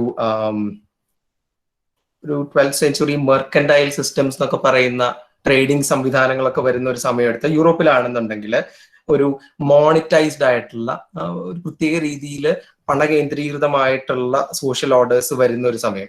മെർച്ചന്റ് ഓഫ് വെനീസ് ഒക്കെ എഴുതുമ്പം അതിൻ്റെ അകത്തൊക്കെ പറയുന്ന ഒരുതരം മോണിറ്ററി സംവിധാനം ഉണ്ടല്ലോ, അതൊക്കെ വരുന്ന ഫിക്ഷനലി അത് വരുന്ന ഒരു സമയം. ഈ ഒരു സമയത്ത് ആർക്കിടെക്ചറും കലാസംരക്ഷണ രീതിയും അല്ലെങ്കിൽ ആർട്ട് പേട്രണേജും ഒക്കെ മറ്റൊരു തലത്തിലേക്ക് മൂവ് ചെയ്യുന്നുണ്ട്. ഇവിടെ മാത്രമല്ല, ഒരു പ്രീ മൊഗൾ ടൈമിലെ സുൽട്ടനേറ്റുകളിലും അല്ലെങ്കിൽ ഒരു തമിഴ് കിങ്ഡംസ് കിഴക്കൻ ഏഷ്യയിലേക്ക് എക്സ്റ്റെൻഡ് ചെയ്ത് കിടക്കുന്ന തമിഴ് കിങ്ഡങ്ങളിലും എല്ലാം ഈ തരത്തിലുള്ള വർക്കുകൾ കാണാം. യൂറോപ്പിലെ ബെല്ലിനി, ടിഷ്യൻ, പലാഡിയോ ഇങ്ങനത്തെ ആൾക്കാരുടെ ആർട്ട് വർക്കുകളൊക്കെ ഫ്ലറിഷ് ചെയ്യുന്ന സമയത്ത് സിറ്റി ഇക്കോണമി പണം ഉണ്ടാക്കുക മാത്രമല്ല ചെയ്തത്, അവര് ഒരു ഉൽപാദനത്തിലുള്ള സാഹചര്യങ്ങളും കൂടെ ഉണ്ടാക്കുകയാണ് ചെയ്തത്. Coinage through silver became very popular. Coinage through gold became very popular. എൽഡൊറാഡോ സ്വപ്നങ്ങൾ വന്നു തുടങ്ങി കൊളോണിയലിസത്തിന്റെ കാലഘട്ടത്തിൽ 1400s കൂടുതലായിട്ട്. അതിൻ്റെ അകത്താണ് ഒരു സ്റ്റോറി നമുക്ക് എടുത്തു വെക്കാവുന്നത്. നടുക്ക് കാണുന്ന ഒരു കുന്ന് എന്ന് പറയുന്ന പൊട്ടോസി എന്ന് പറയുന്ന ബൊളീവിയയിൽ ഇപ്പോഴത്തെ ബൊളീവിയയിലുള്ള ഒരു സ്ഥലമാണ് പൊട്ടോസി. താഴെ കാണുന്ന ഒരു ചിത്രം സെർവാൻഡസിന്റെ ഡോൺ ക്വിക്സോട്ടിലെ ഒരു പടമാണ്. അപ്പം ഈ പൊട്ടോസിയുമായി ബന്ധപ്പെട്ടിട്ടുള്ള ഒരു കൊട്ടേഷൻ ഇങ്ങനെ പോകും: for the powerful emperor, for the wise king, this lofty mountain of silver could conquer the world. വെള്ളിയുടെ ഈ കുന്നിന് ലോകത്തെ കീഴടക്കാൻ പറ്റും എന്നാണ് പറയുന്നത്. കിങ് ഫിലിപ്പ് II 1561 ഒരു ഗിഫ്റ്റ് ആയിട്ട് പൊട്ടോസിയെ ഫിലിപ്പിന് കിട്ടിയ ഒരു ഗിഫ്റ്റ് ആയിട്ടാണ് പൊട്ടോസിയെ കാണുന്നത്. So Philip was very aware that the riches inside the Andean settlement was an Eldorado and this mountain of silver was so large. അതിന്റെ ഒരു സ്കെയിൽ എന്താന്ന് വെച്ചിട്ടുണ്ടെങ്കിൽ it could turn an isolated hamlet, ചെറിയൊരു വില്ലേജിനെ, it became the 4th largest city in the then Christian world. അങ്ങനെയുള്ളൊരു പീരിയഡിൽ വരുന്ന മറ്റൊരു ചേഞ്ച്, ഈ സിൽവർ മോണിറ്റൈസേഷനും സിൽവർ കോയിനേജും വരുമ്പോൾ യൂറോപ്പിന്റെ ഇക്കോണമിയെ തന്നെ ഇത് മാറ്റിമറിക്കുന്നുണ്ട്. ആ ഒരു ചെറിയ കാലഘട്ടത്തിൽ 1500s മുതൽ തുടങ്ങിയ ഒരു കാലഘട്ടത്തിലാണ് ചൈനീസ് ഇക്കോണമി അല്ലെങ്കിൽ ചൈനീസ് ഏർബൻ സിസ്റ്റം ഡ്വാർഫ്ഡ് ആവുന്നത് യൂറോപ്യൻ സിസ്റ്റമായിട്ട് കമ്പയർ ചെയ്യുമ്പോൾ. അതിനു മുമ്പ് ഏറ്റവും വലിയ പ്രൊഡക്ഷൻ ഓർഡർ ചൈനയാണ്. അതുകൊണ്ട് ഇപ്പൊ കാണുന്ന ചൈന ഒരു വിരോധാഭാസമൊന്നും അല്ല, ഇതെന്തോ പെട്ടെന്ന് വന്നതാണെന്നുള്ള രീതിയിലുള്ള പ്രസന്റേഷൻസ് ഒക്കെ ഉണ്ട്. പലപ്പോഴും അതല്ല. ഇതൊരു ചെറിയ പീരീഡില് ഒരു പ്രത്യേക മോണിറ്റൈസേഷന്റെ അവസ്ഥയില് ഒരു പ്രത്യേക തരത്തിലുള്ള റിസോഴ്സ് എക്സ്ട്രാക്ഷൻ വരുമ്പോഴും ആണ് 17th സെഞ്ച്വറിയിൽ ഇത് ഒരു വലിയൊരു പ്രതിഭാസമായി മാറുന്നത്. 1,60,000 നേറ്റീവ് പെറൂവിയൻസും സ്ലേവുകളും ആഫ്രിക്കയിൽ നിന്ന് സ്പാനിഷ് സെറ്റിൽമെന്റ്സിൽ വന്ന് പൊട്ടോസിയിൽ വർക്ക് ചെയ്യുന്നുണ്ട്. അവിടുത്തെ പോപ്പുലേഷൻ ലണ്ടനേക്കാൾ വലുതാവുന്നുണ്ട്. അപ്പം ഇങ്ങനത്തെ ഹ്യൂമൻ ബീയിങ്സ് ആസ് റിസോഴ്സ് എന്നുള്ളൊരു ഒരു കോമ്പിനേഷനും അവിടെ വരുന്നുണ്ട്. So the rush to exploit silver, ആദ്യത്തെ സ്പാനിഷ് കോളനികൾ വരുന്ന സമയത്ത് ഒരു കൊളോണിയൽ അർബൻ ഗ്രിഡുകൾ, കൊളോണിയൽ സിറ്റി ഷേപ്പുകൾ ഉണ്ടാക്കുന്നുണ്ട്. അതിൻ്റെ ഉള്ളിൽ താമസിക്കുന്നവരും പുറത്ത് താമസിക്കുന്നവരും തമ്മിൽ ഫിസിക്കൽ ആയിട്ടുള്ള വേരിയേഷൻസ് ഉണ്ട്. അതിന്റെ ഒരു ചിത്രീകരണം നോക്കുവാണെങ്കിൽ it was a mix of extravagant villas, luxurious ആയിട്ടുള്ള വില്ലാസ്, അതിന്റെ അപ്പുറത്ത് മോഡസ്റ്റ് ആയിട്ടുള്ള ഹട്ടുകൾ, ഗാംബ്ലിംഗ് ഹൗസസ്, പള്ളികൾ, ഇങ്ങനെ കിടക്കുന്ന ഒരു സംവിധാനമാണുള്ളത്. So the wealth in a place like Potosi attracts artist, academicians, priests, traders, ഇങ്ങനെ പല ഗ്രൂപ്പുകളെ ഇവിടേക്ക് അട്രാക്ട് ചെയ്യുന്നുണ്ട്. അന്നുണ്ടായിരുന്ന ഒരു മിസ്റ്റിസിസമാണ് ഇവരെ അട്രാക്ട് ചെയ്തത്. ആ മിസ്റ്റിസിസത്തെ പറയുന്നത് I am rich Potosi, treasure of the world, king of all mountains and envy of kings. രാജാക്കന്മാരുടെ അസൂയയാണ് ഈ പൊട്ടോസി എന്നാണ് പറയുന്നത്. അപ്പം അങ്ങനെയുള്ള the city did not just prove good for majority, but it was fatal for majorities. ഒരു വലിയ majority ഇതിന്റെ ബെനിഫിഷ്യറീസ് ആവുമ്പോൾ ഒരു വളരെ വലിയൊരു മെജോറിറ്റി ഇതിന്റെ റിസീവിങ് എൻഡില് ഡെത്ത് അല്ലെങ്കിൽ മരണം കാത്ത് ചെന്നിരുന്നു. മൈനുകളിൽ ഒടുങ്ങിയ ജീവൻ. ഈ ഒരു തരത്തിലുള്ള ഒരു ഒരു ഒരു ഒരു പ്ലേഗ്, ഒരു ഡിസാസ്റ്റർ അല്ലെങ്കിൽ ഒരു നാച്ചുറലൈസ്ഡ് ആയിട്ടുള്ള ഡിസാസ്റ്റേഴ്സ് വളർന്നു വന്നുകൊണ്ടേയിരുന്നു. So the first Spanish boy ആണ്, അവിടെയുള്ള നേറ്റീവ് അല്ല, ആദ്യത്തെ Spanish boy to survive birth in Potosi was born in 1584. അതിനു മുമ്പ് ആൾക്കാർ ജനിച്ചെങ്കിലും പലപ്പോഴും മരിച്ചു പോകാണ്ടായിട്ടില്ല. അത്രയും മോശം കണ്ടീഷൻ ആയിരുന്നു ഈ സിറ്റിയിൽ. ഇത്രയും വെൽത്തി ആയിട്ടുള്ള സിറ്റിയിൽ പോലും you have A very insecure living. So what you imagine as a city of plenty, what you imagine as an El Dorado, അങ്ങനെ വലിയൊരു എൽഡോറാഡോ അല്ല. 1624 native Peruvian population San Salvador എന്ന് പറഞ്ഞൊരു ഡാം പൊട്ടിയിട്ട് ഏതാണ്ട് മുഴുവനായിട്ട് തുടച്ചു നീക്കപ്പെടുന്നുണ്ട്. പക്ഷെ അതിൻ്റെ ഒപ്പം തന്നെ ഈ സിറ്റിയിൽ നിന്ന് കിട്ടിയിരുന്ന വെള്ളി ലോകക്രമത്തെ തന്നെ മാറ്റുന്നുണ്ട്. സ്ലേവുകളും ഫാബ്രിക്കുകളും സ്പൈസുകളും കൂടുതലായിട്ട് വരുന്നുണ്ട്. ആഡം സ്മിത്തിന്റെ വെൽത്ത് ഓഫ് നേഷൻസിൽ പറയുന്നുണ്ട് it help not only Potosi but many places like that. അതിന് ഞാനൊരു പാരഡൈം, ഒരു മാതൃകയായിട്ട് പറഞ്ഞു എന്നേ ഉള്ളൂ. It help fund the empires war with British, Dutch and French, അന്നത്തെ സ്പാനിഷ് എംപയറിനെ പറ്റി പറയുന്ന. And it help them overcome the Ottomans. അപ്പം മറ്റ് പല പവർ സ്ട്രക്ചേഴ്സ് ഇതുപോലെ ഉണ്ട്, ഓട്ടോമൻ പവർ ഉണ്ട് അവിടെ. So American silver prompts the King of Spain to proclaim, in silver lies the security and strength of my monarchy. In God we trust എന്ന് American ഡോളറിൽ പിന്നെ എഴുതുന്ന പോലെ. സോ വേർത്ത പൊട്ടോസി, ഒരു പൊട്ടോസിയുടെ വിലയുള്ളതെന്നുള്ളൊരു പ്രയോഗം പോലും ഉണ്ടായിരുന്നു. സെർവാൻറ്റസിന്റെ ഡോൺ ക്വിക്സോട്ടിന്റെ അകത്തൊരു കോട്ടുണ്ട്, അത് സാൻചോയോട് പറയുന്നതാണ്. അതിൻ്റെ അകത്ത് വാലേയുൻ പൊട്ടോസി എന്നാണ് പറയുന്നത്, ടു ബി വേർത്ത പൊട്ടോസി. ഈ തരത്തിലുള്ള art patronage monetary system involve ചെയ്യുന്ന ഒരു സിറ്റി പാരഡൈമും ഉണ്ട്. അടുത്ത ഒരു ചിത്രത്തില് 2 പോർട്ടുകളാണ് കാണുന്നത്, 2 കാലഘട്ടങ്ങളാണ്. അതിലേക്ക് വരാം. പോർട്ട് സിറ്റീസ് മറ്റൊരു ലോജിക്കിലാണ് വർക്ക് ചെയ്യുന്നത്. And they had A different logic and A different geography than the more land based systems. ഇനി അവിടെയും ഒരു പ്രശ്നമുണ്ട്. പലപ്പോഴും പ്രത്യേകിച്ച് കേരളത്തിലെയൊക്കെ ഒത്തിരി പഠനങ്ങൾ ഇപ്പോൾ വന്നുകൊണ്ടിരിക്കുന്നത് അത് വളരെ രസമുള്ളൊരു കാര്യമാണ്. ലാൻഡ് ബേസ്ഡ് ഓർഡറിൽ നിന്ന് ഓഷ്യാനിക് ഓർഡറിലേക്ക് അറ്റൻഷൻ കൊടുക്കുകയും അങ്ങനത്തെ ഓഷ്യാനിക് നെറ്റ്വർക്സിലേക്കുള്ള അറ്റൻഷൻ പോവുകയും ആ തരത്തിലുള്ള പഠനങ്ങൾ വരികയും ചെയ്യുന്നു. So mercantile borders extend to oceanic power networks. Kerala before the modern state order started taking effect was more of a, if I may call English, heterarchy. എന്ന് വെച്ചിട്ടുണ്ടെങ്കിൽ ചിതറിക്കിടക്കുന്ന ശ്രേണികളായിരുന്നു. ഒറ്റ ഹയറാർക്കി അല്ല, ഹെറ്ററാർക്കി ആയിരുന്നു. ചെറിയ ചെറിയ ടൗണുകളും ആ ടൗണുകൾക്ക് മറ്റ് പല സ്ഥലങ്ങളുമായിട്ടുള്ള ബന്ധങ്ങളും പലപ്പോഴും ആ ടൗണുകൾ പോർട്ട് ടൗണുകളായിരുന്നു. അതിൻ്റെ ഒരു തുടർച്ച പിന്നീടുള്ള നഗര സംവിധാനത്തിലും കേരളത്തിലൊക്കെ കാണാനും പറ്റും. So the more studies were happening along cities like Venice and Genoa. അങ്ങനത്തെ സ്ഥലങ്ങളെ പറ്റിയുള്ള പഠനങ്ങൾ അതിനകത്ത് നടന്നതായിട്ടും കാണാം. So these cities maintain a system of relationship to the mainland, but they had a greater autonomy. City എന്ന് പറയുന്നത് ഒരു മെയിൻലാൻഡിന്റെ അല്ലെങ്കിൽ ഒരു ഭരണ സംവിധാനത്തിന്റെ കീഴിലല്ല, ഒരു ഓട്ടോണമസ് ആയിട്ടുള്ള നഗര നോഡുകളാണ്.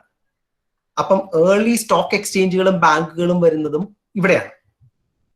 The walled cities, land-based cities or port cities changed their roles with the coming in of modern state. Modern സ്റ്റേറ്റുകൾ വരുമ്പോൾ ഈ പോർട്ട് സിറ്റികളുടെ റോള് വലുതായിട്ട് ഒരു ചേഞ്ച് ചെയ്യുന്നുണ്ട്. ഇപ്പൊ ഈ പാഠത്തിൽ ആദ്യം കാണുന്ന പ്യൂട്ടിഞ്ചർ മാപ്പ് എന്ന് പറയുന്ന ഒരു ഓൾഡ് റോമൻ നെറ്റ്വർക്ക് കാണിക്കുന്ന ഒരു മാപ്പിന്റെ ഒരു റെപ്രസെന്റേഷൻ ആണ്.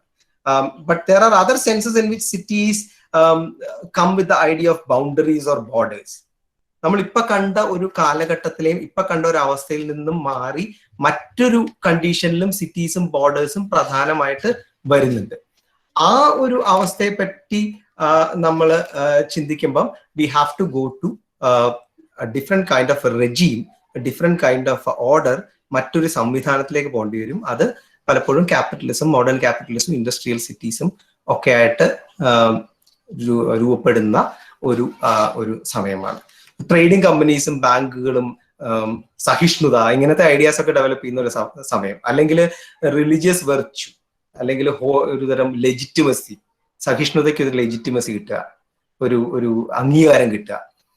എക്സസ് എന്ന് പറയുന്ന ഒരു അല്ലെങ്കിൽ അധികമായി പ്രൊഡ്യൂസ് ചെയ്യുന്നതിനെ ചാരിറ്റികളിലേക്കും ഒക്കെ വിടുക. കാലുനിസത്തിന്റെ ഉത്ഭവം, കടം കൊടുക്കുന്ന രീതികൾ ഒരു നൈരന്തര്യമാവുക, ക്രെഡിറ്റ് സിസ്റ്റങ്ങൾ വരിക, ക്രെഡിറ്റ് ബേസ് ചെയ്ത് നമ്മൾ കച്ചവടത്തിനായി ഇറങ്ങിത്തിരിക്കുക. ഇതിന്റെ ഒപ്പം തന്നെ വരുന്ന പ്രോട്ടസ്റ്റന്റ് ഓർഡറും, അത് വീബറും മറ്റു പലരും ഇതിനെപ്പറ്റി പഠിച്ചിട്ടുണ്ട്, ക്യാപിറ്റലിസത്തിന്റെ കൂടപ്പിറപ്പുകളായിട്ട്. ഈ ഒരു തരം വീബർ മാത്രമല്ല, ടോണി, അങ്ങനെ പലരും പഠിച്ചിട്ടുണ്ട്. So industrial cities and production centres control bulk of trade and factory systems. So the need for consumption now creates an agricultural revolution. കൂടുതലായിട്ട് കൺസ്യൂം ചെയ്യേണ്ടി വരുമ്പോൾ, ഉപയോഗിക്കേണ്ടി വരുമ്പോൾ ഒരു അഗ്രേറിയൻ റെവല്യൂഷൻ ഉണ്ടാവുകയാണ്. എന്തിന്? ഒരു പ്രൊഡക്ഷൻ നീഡിനെ മീറ്റ് ചെയ്യാൻ.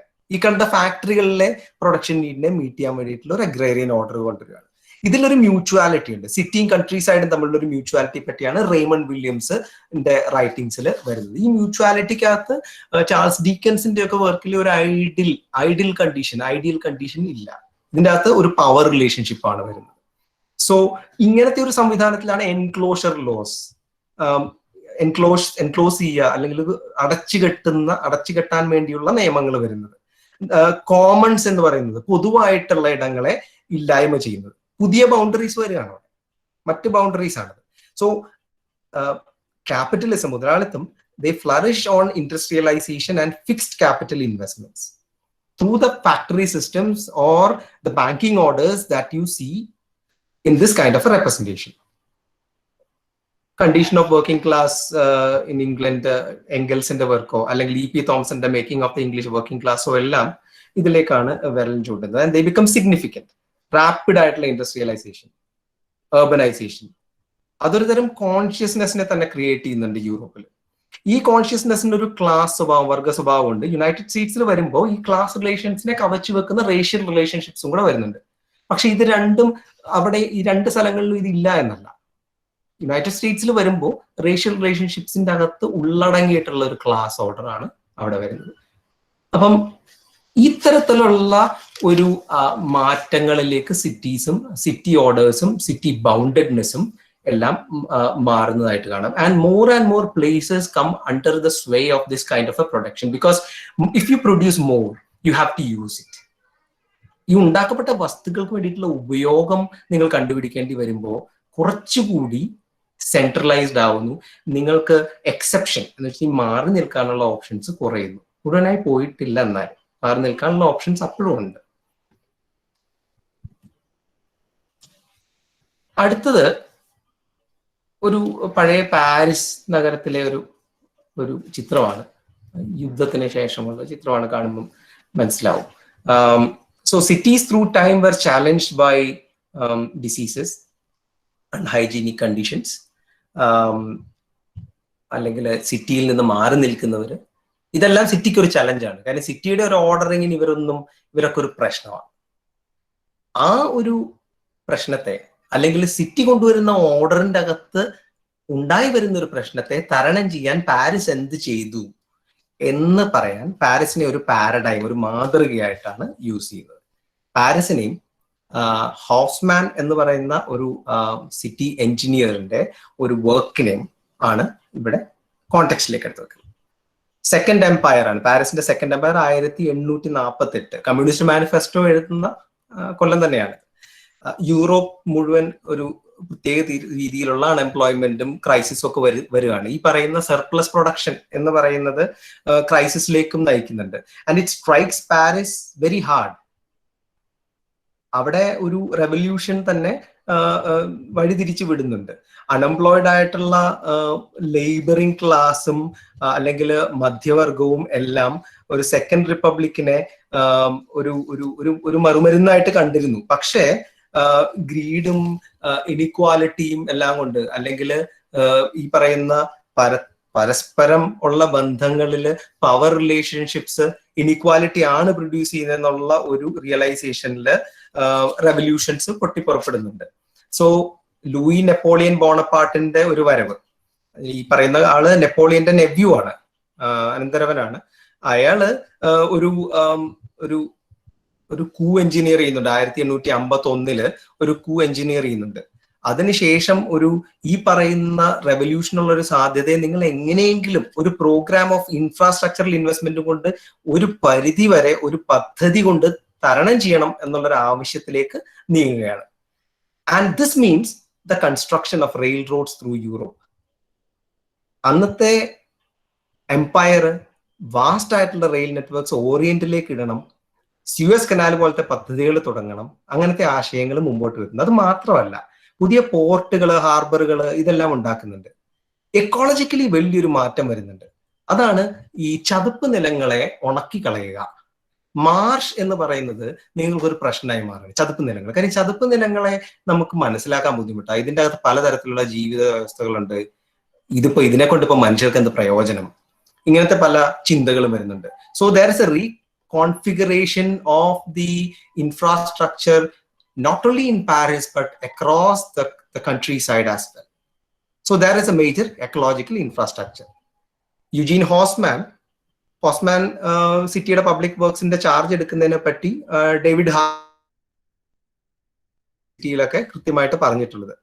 അയാളുടെ ഒരു പ്രത്യേകത, അയാളുടെ ഒരു മിഷൻ തന്നെ ഈ മൂലധനാധിക്യം അല്ലെങ്കിൽ തൊഴിലില്ലായ്മ ഇങ്ങനത്തെ പ്രശ്നങ്ങളെ അഡ്രസ് ചെയ്യാന്നുള്ളായിരുന്നു. അതെങ്ങനെയാണ് ഈ പറയുന്ന അധികമായിട്ടുള്ള ലേബറിനെയും അല്ലെങ്കിൽ പ്രശ്നം ഉണ്ടാക്കാൻ സാധ്യതയുള്ള ലേബറിനെയും അതും കൂടെ പറയണം, അവരെ അബ്സോർബ് ചെയ്യണം തിരിച്ച് ഈ സിസ്റ്റത്തിലേക്ക്.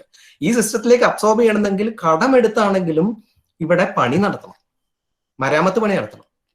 ഈ മരാമത്ത് പണിയിലേക്കുള്ള absorption of labour as well as capital to put people to work, ഇതാണ് ഇവിടെ സംഭവിക്കുന്നത്.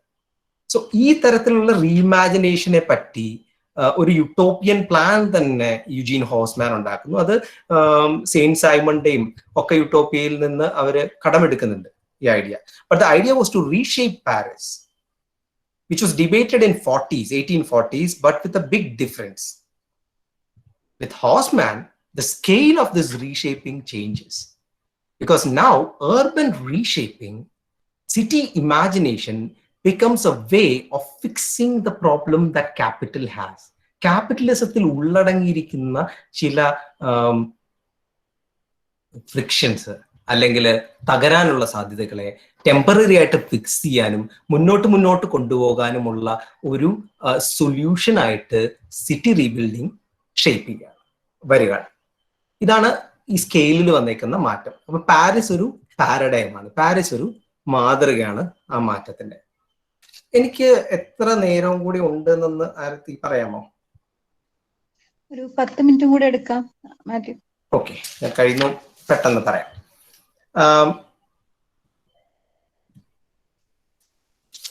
ഈ നഗരവൽക്കരണം താളങ്ങളുമായിട്ടും കൂടെ ബന്ധപ്പെട്ടായിരിക്കുന്നത്. ഗോഡ്സ് മസ്റ്റ് ബി ക്രേസി എന്ന് പറഞ്ഞൊരു സിനിമയുണ്ട്. അതിൻ്റെ അകത്ത് പല ആളുകളെ കാണിക്കുന്നുണ്ട് തുടക്കത്തിൽ. ഒന്ന് ബുഷ്മെൻ എന്ന് പറഞ്ഞൊരു വിഭാഗമാണ്, സാവാനകളിൽ ഉള്ള ബുഷ്മെൻ എന്ന് പറഞ്ഞ വിഭാഗത്തെയാണ് കാണിക്കുന്നത്. ഒരു നേറ്റീവ് ആയിട്ടുള്ള ഹേർഡറിനെ കാണിക്കുന്നുണ്ട്. അയാളൊരു ബൈസിക്കിളിൽ അയാളുടെ നൈരന്തര്യ ജീവിതമായിട്ട് മുമ്പോട്ട് പോകുന്നു. ഒരു വർക്ക്ഷോപ്പ് കാണിക്കുന്നുണ്ട്. ഈ സിനിമ കണ്ടിട്ടുണ്ടെങ്കിൽ അത് പലരും കണ്ടിട്ടുണ്ടാവും. 1-2 ഭാഗങ്ങൾ വളരെ രസമാണ്. പിന്നീട് വേറൊരു മോഡേൺ സിറ്റി, ഏതോ ഒരു സിറ്റിയിൽ ക്ലോക്കുകൾ റെഗുലേറ്റ് ചെയ്യുന്ന സമയത്തെ കാണിക്കുന്നത്. ചിലര് 8 എന്ന് പറഞ്ഞ അക്കത്തിലേക്ക് സൂചി ആകുമ്പോൾ ചാടി എഴുന്നേക്കുന്നു. 8:30 ആകുമ്പം നിങ്ങൾ വളരെ ബിസി ആണെന്ന് പ്രിറ്റൻഡ് ചെയ്യുന്നു. 9 മണിയാകുമ്പോൾ റോട്ടിൽ കൂടെ നെടുകെ നടക്കുന്നു, ഏതോ സ്ഥലങ്ങളിലേക്ക് പോകുന്നു, തിരിച്ച് 5 മണിയാകുമ്പോൾ കയറുന്നു, പിന്നെ ലിഷറിലേക്ക് ഏർപ്പെടുന്നു. ഈ ഒരു rhythm. So at every instance there is A normalisation of rhythm in space and time. അത് മോഡേണിറ്റിയുടെ ഒരു പ്രത്യേകത കൂടിയാണ്. അതിന്റെ ഒരു തീം തന്നെയാണിത്. അത് മോഡേണിറ്റിക്കകത്ത് ശരിക്കും പറഞ്ഞിട്ടുണ്ടെങ്കിൽ ഈ ഒരു തന്നെ ഇൻഡിവിജ്വൽ ഡിസിപ്ലിനുകളെയും അല്ലെങ്കിൽ നോർമലൈസേഷനെയും ഒരു വേറൊരു തലത്തിലേക്ക് എത്തിക്കുന്നുണ്ട്. അത് പറയുമ്പോഴൊരു സ്റ്റോറിയാണ് കാണിക്കാൻ വേണ്ടിയിട്ടാണ് ആ ക്ലോക്കിന്റെ പടം. ആ ക്ലോക്ക് ഒരു തകർന്ന ക്ലോക്കാണ്. അതിനെ നമുക്ക് ഇമാജിൻ ചെയ്യാം. ഒരു വലിയ ഒരു അപ്പാർട്ട്മെന്റ് ഒരു സിറ്റിയിൽ ഉണ്ടാക്കാൻ നേരത്ത് കുഴിയെടുത്തപ്പോൾ കിട്ടിയ ഒരു ക്ലോക്കാണ്. അതിലെന്തോ ഡാമേജുകളൊക്കെ വന്നിട്ടുണ്ട്. അതിൽ ചില ഡാമേജുകൾ കോൺഷ്യസ് ആയിട്ട് കരുതി കൂട്ടി വരുത്തിയിട്ടുള്ള ഡാമേജുകളാണ്. മാസീവ് മെഷീൻസ് കൊണ്ടുള്ള വർക്ക് നടക്കുന്നു, പൈലിംഗ് നടക്കുന്നു, ഈ ക്ലോക്ക് ടവർ കാണുന്നു, അതിൽ കുറെ ഡാമേജുകൾ കാണുന്നു. അപ്പൊ നമ്മള് വോൾട്ടർ ബെഞ്ചമിന്റെ thesis on the philosophy of ഹിസ്റ്ററിയിൽ പറയുന്ന ഒരു കാര്യമുണ്ട്. ജൂലൈ റെവല്യൂഷൻ 1930 പാരീസില് വലിയൊരു റെവല്യൂഷൻ ഉണ്ടായ സമയത്ത് ഒത്തിരി ക്ലോക്ക് ടവറുകൾ തല്ലിപ്പൊളിച്ചിരുന്നു. ഇത് പാരീസിൽ മാത്രമല്ല, ക്ലോക്ക് ടവറുകളെ തല്ലിപ്പൊളിക്കുക എന്ന് പറഞ്ഞാൽ ഈ റിതമിനെ ബ്രേക്ക് ചെയ്യുക എന്നുള്ളതാണ്. ഒരു സ്പേഷ്യോ ടെമ്പറൽ റിതം ഒരു ക്യാപിറ്റലിസ്റ്റ് പ്രൊഡക്ഷൻ സംവിധാനം ഉണ്ടാക്കുമ്പോൾ അതിനെ ബ്രേക്ക് ചെയ്യാനുള്ള ടെൻഡൻസീസ് ആൾക്കാർ പലപ്പോഴും കാണിച്ചത് സിംബോളിക് ആയിട്ട് ക്ലോക്കുകൾ നശിപ്പിച്ചാണ്.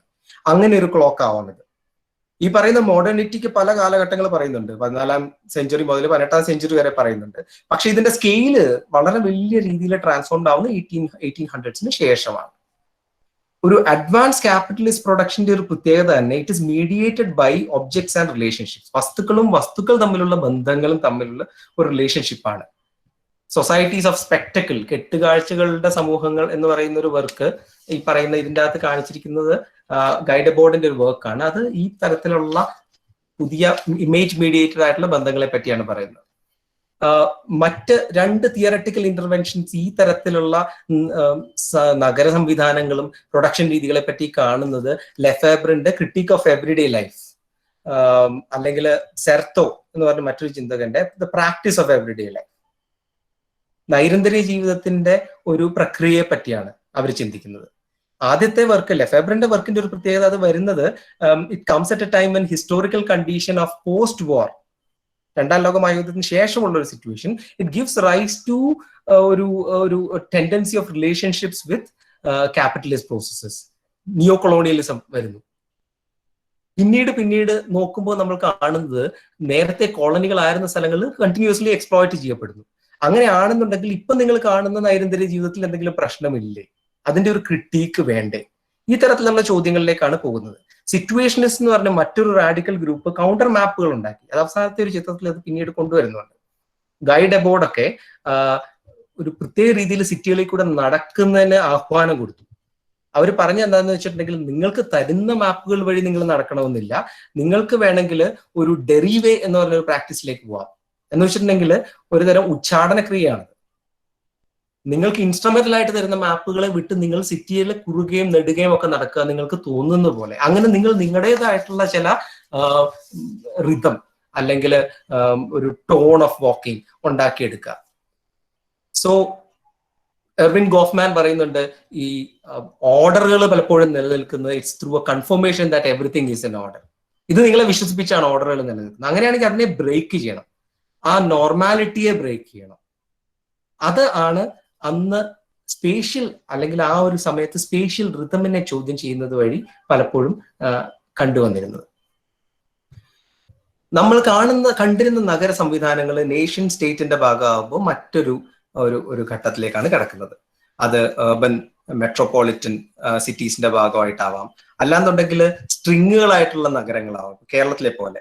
So here we talk about heterarchic, പല ശിഥിലമായിട്ടുള്ള ഹയറാർക്കികൾ, പലതരത്തിലുള്ള ഹയറാർക്കികളുള്ള ഹെറ്ററാർക്കിക് ആയിട്ടുള്ള പല ഹെഡുകളുള്ള ടൗണുകളാവാം, അല്ലെങ്കിൽ ഒരു മെട്രോപൊളിറ്റൻ സിറ്റി ആവാം. എന്താണെങ്കിലും പ്രത്യേകിച്ച് കേരളത്തിലൊക്കെ ആണെങ്കിൽ ഒരു റീഡിസ്ട്രിബ്യൂട്ടീവ് ആയിട്ടുള്ള ഒരു പ്രാക്ടീസും സോഷ്യൽ റിഫോമിന്റെ ഒക്കെ ഭാഗമായിട്ട് വരുന്നുണ്ട്. As A part of A pre modern state or ocean system, you already saw a city system that was turned towards the ocean.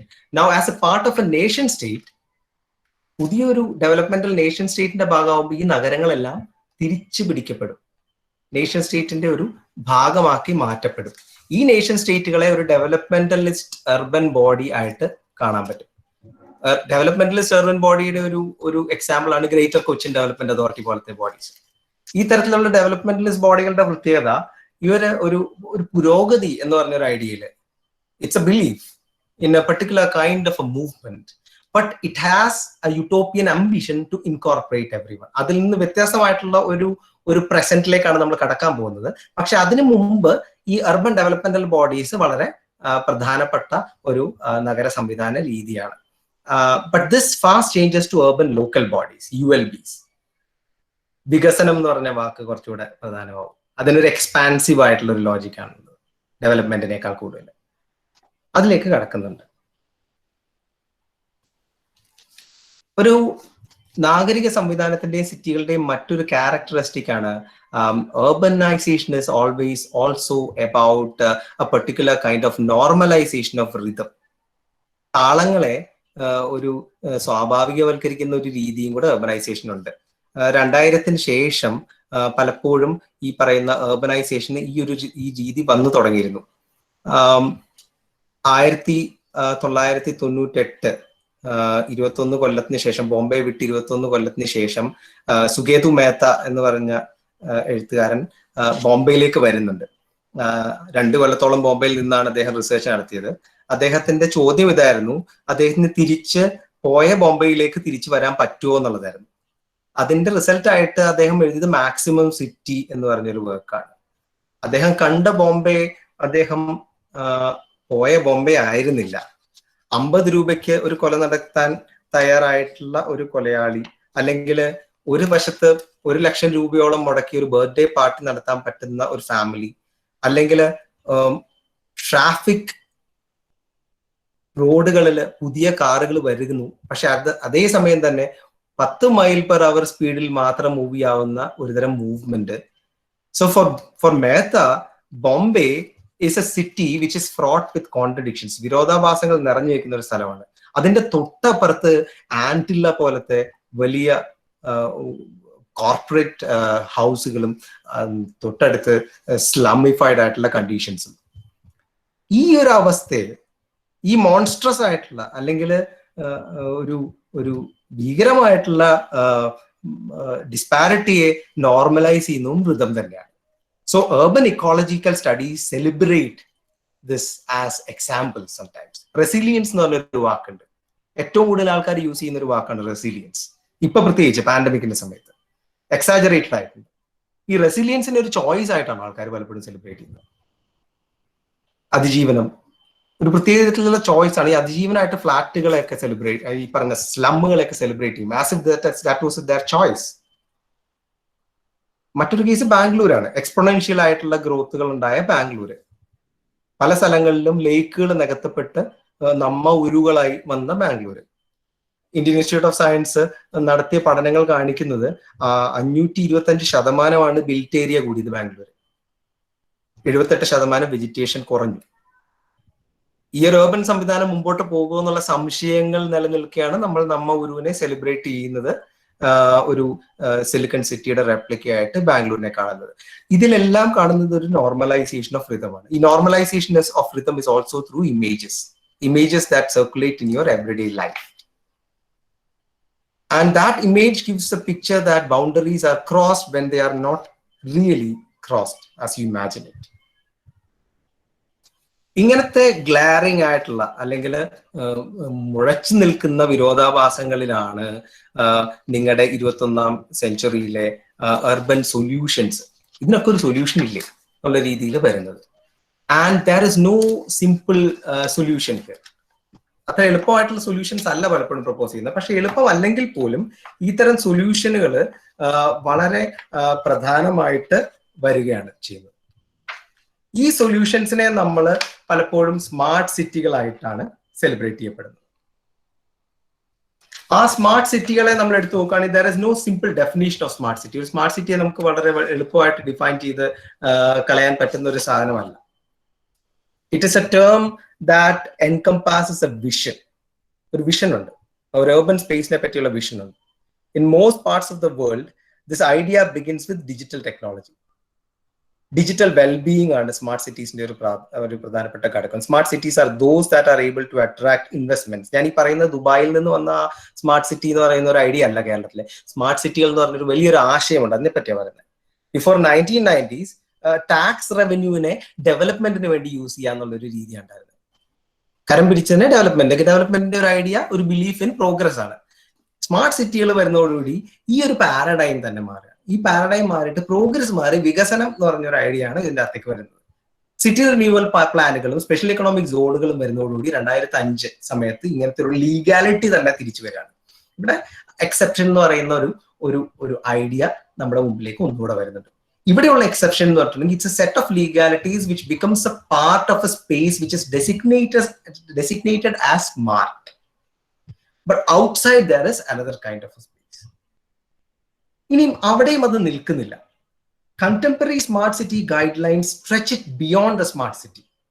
ഇപ്പം അമൃത് പോലത്തെ പ്രോജക്റ്റ്, അടൽ മിഷൻ പ്രോജക്റ്റ് എന്നൊക്കെ പറയുന്നത്, അല്ലെങ്കിൽ JNNU Atal mission four rejuvenation and urban transformation പോലത്തെ പ്രോജക്റ്റുകൾ, അല്ലെങ്കിൽ JNNU ഇതിന് തൊട്ട് മുമ്പുണ്ടായിരുന്ന പ്രോജക്റ്റുകൾ, ഇതിൻ്റെ അകത്തൊക്കെ ഒരു സ്റ്റേറ്റ് ആനുവൽ ആക്ഷൻ പ്ലാൻ ഉണ്ട്. സ്റ്റേറ്റുകൾ ചെയ്യേണ്ട action plan to become smart.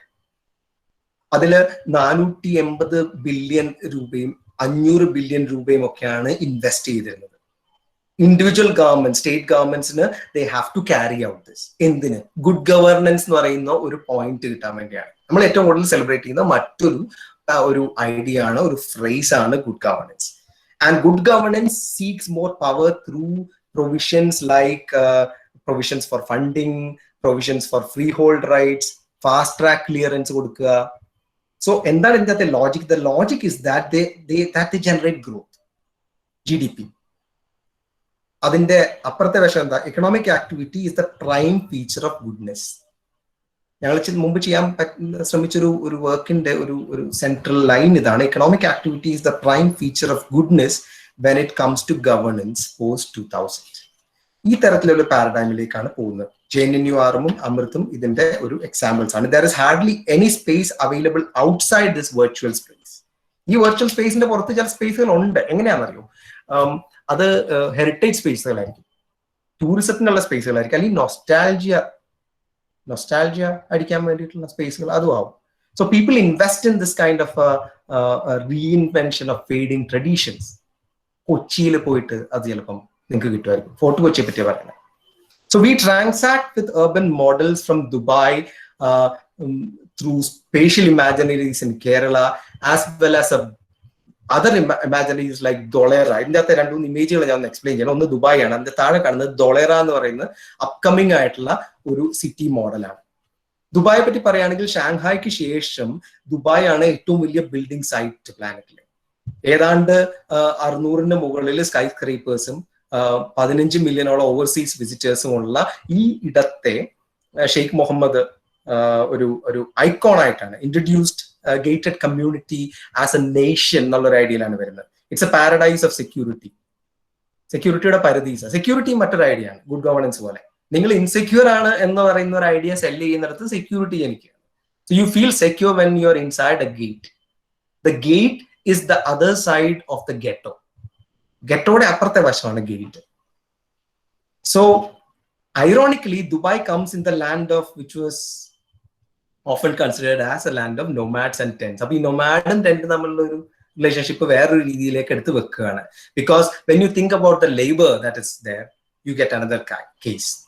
ദൊളേറ എടുക്കുകയാണെങ്കിൽ ദൊളേറ സ്പെഷ്യൽ ഇൻവെസ്റ്റ്മെന്റ് റീജിയൻ, DSIR എന്ന് പറയുന്ന ഒരു റീജിയൻ ഡൽഹി മുംബൈ ഇൻഡസ്ട്രിയൽ കോറിഡോറിൽ വരുന്ന ഒരു റീജിയനാണ്. 22 വില്ലേജുകളെ ഉള്ളടക്കിയിട്ടുള്ള ഒരു റീജിയൻ. ഏറ്റെടുക്കൽ നിയമം 2013 ലാൻഡ് അക്വിസിഷൻ ഏറ്റെടുക്കൽ നിയമത്തിന്റെ അകത്ത് ഉള്ള ചില തടസ്സങ്ങളെ തരണം ചെയ്യുന്നുണ്ട്. എങ്ങനെ? there is an a priori assumption, മുൻ അസംഷൻ ഉണ്ട്, that consent is needed. Consent ഇല്ലാതെ എങ്ങനെ ഇത് ചെയ്യാം? ലാൻഡ് പൂളിംഗ് മെക്കാനിസം എന്ന് പറഞ്ഞൊരു മെക്കാനിസം കൊണ്ടുവരികയാണ്. പബ്ലിക് പ്രൈവറ്റ് പാർട്ട്ണർഷിപ്പ് വഴി ലാൻഡ് പൂളിംഗ് മെക്കാനിസം കൊണ്ടുവരികയും ലാൻഡ് അക്വിസിഷൻ ലോയ്ക്കകത്തുള്ള 70% ആളുകളുടെ കൺസെന്റ് വേണമെന്നുള്ള നിയമം പോലും എടുത്തു കളയുകയും ചെയ്യുന്നത് വഴി Gujarat special investment region act 2009 ആക്ടും Gujarat town planning and urban development act 1976 ആക്ടിനെയും ഒരുമിച്ച് കൊണ്ടുവന്ന് ഒരു സ്പെഷ്യൽ ഇൻവെസ്റ്റ്മെന്റ് റീജിയൻ ആണ് വരുന്നത്. സ്പെഷ്യൽ ഇക്കണോമിക് സോണിനെ ഒരു പടി മുമ്പോട്ട് എടുത്തു വെക്കാണ്. The extent of land required for a city implies the loss of a far greater extent of land than expanding the existing city. ഇതിൽ നടക്കുന്നത് എന്താ? ഒരു ഇൻക്ലൂസീവ് എക്സ്ക്ലൂഷൻ ആണ്. നിങ്ങൾ ഇതിൻ്റെ അകത്ത് ഇൻക്ലൂഡ് ചെയ്യാൻ റെഡിയാണ് അവർ, ഇല്ലെന്നൊന്നും പറയുന്നില്ല. പക്ഷെ ഇൻക്ലൂഡ് ചെയ്യുന്ന വഴി നിങ്ങൾ എക്സ്ക്ലൂഡഡ് ആവുന്നുണ്ട്. എവിടുന്ന് നിങ്ങൾ എവിടെ നിന്നാണോ നിങ്ങൾ 22 വില്ലേജുകളിൽ മാറ്റുന്നത് അത് നിങ്ങൾ എക്സ്ക്ലൂഡ് ചെയ്യേണ്ടി വരും. You are excluded from that and then only you will get included. So ഇപ്പോഴെന്താണ് അവസ്ഥ? മുമ്പുണ്ടായിരുന്ന എക്സെപ്റ്റഡ് ആയിട്ടുള്ള എക്സെപ്ഷണൽ ആയിട്ടുള്ള ലിവിങ് സ്പേസുകൾ are no more there. You only have certain options left. അപ്പൊ എക്സെപ്ഷന് മറ്റൊരു മീനിങ് വന്നുകൊണ്ടിരിക്കുക. അത് പറഞ്ഞ ഞാൻ അവസാനിപ്പിക്കാം. ഇതിൻ്റെ അകത്ത് what do we see now? We see urban sacred spaces defined by special economic zones and rhythms set by stock value. അങ്ങനത്തെ ഒരു rhythm ആണ് നമ്മുടെ മുമ്പിലുള്ളത്. Instead of continuous attacks by nomads and diseases that often challenge the walled cities historically or bounded cities historically in ancient times, you see another kind of a challenge. This challenge is the mobility of capital. മൂലധനത്തിന്റെ മൂവ്മെന്റിന്റെ ചലഞ്ചാണ്. മൂലധനമാണ് ഇപ്പൊ nomad. It's like a nomad, it moves across boundaries. So there are mobilities that really capture the way capital moves. But on the other side, what you see is people being made into bare lives. വെറും ജീവിതങ്ങൾ അഗമ്പനൊക്കെ പറയുന്ന പോലെ അല്ലെങ്കിൽ naked lives ഒക്കെ ആയിട്ട് മാറ്റപ്പെടുന്നുണ്ട്. We see Homo sapiens precisely transformed to Homo laborans. Labor ചെയ്യാൻ വേണ്ടിയുള്ള ജീവിതം ആയിട്ട് മാറുന്നുണ്ട്. And they transact in spaces that spill across state. നിങ്ങൾ എവിടത്തെ ലേബറാണ്? ചൈനയിൽ ലേബർ ചെയ്തുകൊണ്ടിരിക്കുന്ന ആള് ജർമ്മനിയിലെ ലേബർ അല്ലേ? അല്ലെങ്കിൽ ഒരു രാജ്യത്ത് പൊല്യൂഷൻ നോംസ് കൃത്യമായിട്ട് പാലിക്കുന്നു എന്ന് വെച്ച് മറ്റൊരു രാജ്യത്ത് പൊല്യൂട്ട് ചെയ്യുന്നത് ഒരുപക്ഷെ ഇവിടേക്ക് പ്രൊഡ്യൂസ് ചെയ്യാൻ വേണ്ടിയായിരിക്കും. സോ ഈ connectivity is there and that is mediated by cities. Cities have a different function now. ഈ ഒരു പ്രോസസ്സ് നടക്കുന്നുണ്ട്. So if anything seemingly threatened an order, ഈ ഓർഡറിന് എന്തെങ്കിലും രീതിയിലുള്ള ത്രെറ്റ് ഉണ്ടെങ്കിൽ നിങ്ങൾ പാരീസിനെ ഇമാജിൻ ചെയ്യാം. അപ്പൊ എന്താ ഇത്? റീകൺസ്ട്രക്ഷൻ ആണ്. പക്ഷെ ഈ ഒരു ഓർഡറിന് ത്രെറ്റ് ഉണ്ടെങ്കിൽ എന്താ? ഇവരെ പുറത്തേക്ക് ഇജക്ട് ചെയ്യാണ് ചെയ്യുന്നത്. ശരിക്കും കാസറ്റ് ഒക്കെ ഇജക്ട് ചെയ്യുന്ന പോലെ they get ejected. That's why we literally saw people walking out of the cities in tens and thousands during the pandemic. And till a few days before the pandemic also we saw students, farmers and many life forms who walked towards the metros. They were not entirely put down. Now as is evident across, you see people again walking. The walks to the city and walks out of it is not limited to this republic. Adi bada limited alla. Indian space la അല്ലെങ്കിൽ Indian Republic la limited alla. Yellow vest movement എന്നൊക്കെ പറഞ്ഞ് പാരീസിലുണ്ട്. മൂവെമോർ ജിലേറ്റ് ജോൺ yellow vest movement in Paris 2018 വർക്കേഴ്സിന്റെ ഒരു movement ആണ്. സിഗ്നേച്ചേഴ്സ് ഗ്യാദർ ചെയ്ത് ടാക്സ് റിഫോംസിന് എതിരെയൊക്കെ ഉണ്ടായേക്കുന്ന ഒരു മൂവ്മെന്റ് ആണ്. അതുപോലെ തന്നെ കൈറോയിലും ബഹ്റൈനിലും ഇൻഡിഗ്നാഡോ പോലത്തെ മൂവ്മെന്റ് സ്പെയിനിലും ടർക്കി ടർക്കിയിൽ ഏതാണ്ട് ഇന്ത്യക്ക് സമാനമായ രീതിയിലുള്ള മേജർ മൂവ്മെന്റ്സ് ഒക്കെ നടക്കുന്നത്. സിവിൽ റൈറ്റ്സ് മൂവ്മെന്റ്സ് തിരിച്ചു വന്നിരിക്കുന്നു. As you see in United States ഫ്ലോയിഡിന്റെ മരണവും ഒക്കെ ആയിട്ട് ബന്ധപ്പെട്ടും അല്ലെങ്കിൽ ബ്ലാക്ക് ലൈവ്സ് മാറ്ററിലും ഒക്കെ കാണുന്ന.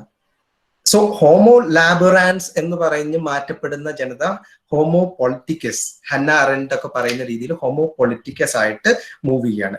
പാരീസ് കമ്മ്യൂണിന്റെ സമയത്ത് ഇത് നമ്മൾ കണ്ടിരുന്നു.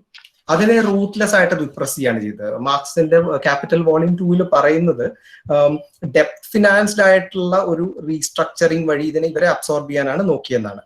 സോ എപ്പോഴും ഹോമോ ലാബറാൻസിനെ ഹോമോ പൊളിറ്റിക്കസ് ആയിട്ട് മാറുന്നതിൽ നിന്ന് തടയിടാൻ ശ്രമിച്ചുകൊണ്ടിരിക്കും. So the accumulation of capital will go through accumulation of debt. നിങ്ങളെ കടബാധ്യത ഉള്ളവരാക്കി മാറ്റുന്ന ഒരു മെത്തേഡാണ്. So history of urbanization, city making is about indebtedness and credit. The historical dynamics of capitalist mode of production focused on city building through credit. In a way, sometimes you see now, ഇപ്പോഴത്തെ neoliberal യുഗത്തില് financier lends money to build houses. Financier കൊടുക്കുന്നു, ഡെവലപ്പറിന് കാശ് കിട്ടുന്നു, buildings ഉണ്ടാക്കുന്നു, മാർക്കറ്റിനെ സൃഷ്ടിക്കുന്നു ഈ ബിൽഡിങ്സിന് വേണ്ടി, എന്നിട്ട് ഫിനാൻഷ്യേഴ്സ് തന്നെ ലെൻഡ് ചെയ്യുന്നു. So supply and demand gets regulated by the financier. അതാണ് ഈ ബബിളുകളെ ഉണ്ടാക്കുന്നത്. പക്ഷെ ഈ ബബിളുകൾക്ക് വേണ്ടി, അത് അബ്സ്ട്രാക്ട് ആണ് ബബിളുകൾക്ക് വേണ്ടി കോൺക്രീറ്റ് ആയിട്ട് ആൾക്കാരെ ഉപയോഗിക്കുന്നുണ്ട്. So it becomes concrete. So I would like to end by saying that not only urban reconfiguration reaches a proportion in contemporary times that is valued in gated security or promise of jobs, it also enslaves population by hijacking them to the cities. They also eject them at will from the sacred houses. ഈ പറയുന്ന Sacred ആയിട്ടുള്ള holy ആയിട്ടുള്ള ഹൗസസിൽ നിന്ന് ഇവരെ eject ചെയ്യുകയും ഇവരെ absorb ചെയ്യുകയും ചെയ്യുന്ന രീതിയിലാണ് ബൗണ്ടറി മെക്കാനിസംസ് ഇപ്പൊ വർക്ക് ചെയ്തുകൊണ്ടിരിക്കുന്നത്. So you see such walking to the city and walkings out of the city, and in the middle I have put a map which is exactly what the situationists did by making their own maps in the city. അത് നമ്മൾ ഒരു everyday ലൈഫിൽ ഇപ്പൊ കാണുന്നുണ്ട്. New maps are being made by the way people act on their material needs. So in a way, I was trying to just walk through certain forms of city, not entirely as a theoretical exploration, but trying to gather a few things that I could on the way I tried to understand certain city forms in West Coast. I tried to read certain other things that came across. Now I am on the way to think about what happens not just to human forms but also to the non-human ecologies that are taking shape. ഈ ഒരു രീതിയിലാണ് ഇതിനെ ഞാൻ തുടർന്ന് work ചെയ്യാൻ ആഗ്രഹിക്കുന്നത്. So thank you and happy to share few things that I could think about with you. എല്ലാവരും കേട്ടിരുന്നതിനും നന്ദി. ആരതി, ഞാൻ തൽക്കാലം സ്റ്റോപ്പ് ചെയ്യും. Thank you so much Mathew. എനിക്ക് തോന്നുന്നു ഒരു നഗരങ്ങളുടെ ഒരു രൂപപ്പെടലിന്റെ ചരിത്രം മനസ്സിലാക്കുന്നതോടൊപ്പം തന്നെ മാത്യു അത് അവസാനിപ്പിച്ച രീതി ഒരു തരത്തിൽ ഇപ്പോൾ നടക്കുന്ന അല്ലെങ്കിൽ ഒരു നവലിബറൽ കാലത്ത് നടന്നുകൊണ്ടിരിക്കുന്ന മനുഷ്യരുടെ പലായനങ്ങളും നഗരവും തമ്മിലുള്ള ഒരു ബന്ധത്തെ കൂടി കുറെ കൂടി ആഴത്തിൽ മനസ്സിലാക്കാൻ ഈ അവതരണം സഹായിച്ചിട്ടുണ്ടെന്ന് തോന്നുന്നു. നമ്മുടെ ചർച്ചകൾക്ക് വേണ്ടി ഈ ഫ്ലോർ ഓപ്പൺ ചെയ്യാണ്. ചോദ്യങ്ങൾ കോൾ മെസ്സേജ് ആയിട്ടുള്ള ചോദ്യങ്ങൾ മാത്യുവിന് കാണാൻ പറ്റുന്നുണ്ടോ? കൃഷ്ണൻ മാഷിന്റെ 1-2 ചോദ്യങ്ങളുണ്ട്. ഞാനൊന്ന് നോക്കുവാണ്.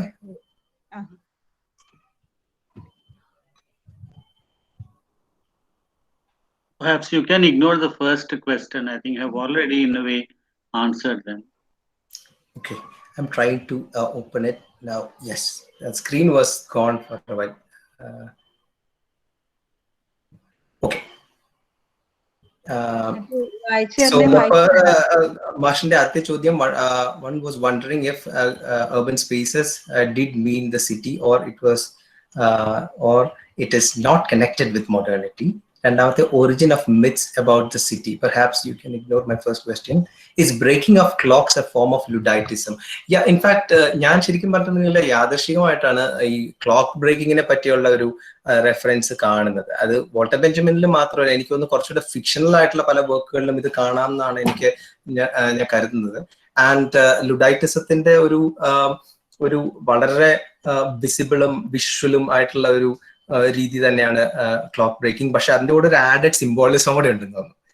So because clock is symbolic, right? അതുകൊണ്ട് അതും കൂടെ machine, the clock is not just a machine എന്നുള്ളത്. yes. Thank you. അതുപോലെ ഈ myths ഉണ്ടാവുന്നതേ, there are myths of the city and the country, അങ്ങനെ ഒരു വലിയ ഡിസ്റ്റിങ്ഷൻ ഒക്കെ ഉണ്ടാക്കുന്നുണ്ടല്ലോ. റൈറ്റ്. ഈ ഒരു ആസ്പെക്റ്റും ഇതുപോലെ തന്നെ ഇമ്പോർട്ടന്റ് ആയിട്ടുള്ള ഒരു സംഗതിയാണ്. Because while making the myth about the city as well as the country, at least ഇപ്പം റെയ്മണ്ട് വില്യംസിന്റെ ഒക്കെ കാലഘട്ടത്തിൽ മാത്രമല്ല പിന്നീടാണെങ്കിലും ആ മിത്തിനെയാണ് ബ്രേക്ക് ചെയ്യുന്നത്. Exactly by employing the connectivity. അതിനെ ബ്രേക്ക് ചെയ്യാനാണ് ശ്രമിക്കുന്നത്. അതെ, ഈ മിത്തുകളെ ബ്രേക്ക് ചെയ്യുമ്പോൾ കണക്ടിവിറ്റി വരികയാണ്. കണക്ടിവിറ്റി വരുമ്പോൾ മെറ്റബോളിസം വരികയാണ്. നമ്മൾ ഒരു സാധനത്തിനെ യൂസ് ചെയ്യുന്നുണ്ട് എന്ന് വരികയാണ്. ആ കണക്ടിവിറ്റിയോട് വന്നു കഴിയുമ്പം നമ്മൾ ചിലപ്പോൾ ഈ ഐഡിയലിനെ ബ്രേക്ക് ചെയ്യാണ്. അപ്പൊ ചിലപ്പോൾ ഫോർട്ട് കൊച്ചി ഒരു ക്യാപിറ്റലിസ്റ്റ് മെത്തേഡിന്റെ ഭാഗം തന്നെയായി മാറും. അത് അത്ര സുഖമുള്ള ഒരു കാര്യമല്ല ആലോചിക്കാൻ. മറ്റേതാണ് കുറച്ചുകൂടി ജീവിക്കാൻ സുഖമുള്ളത്. പക്ഷേ that's probably what's happening. It's highly connected.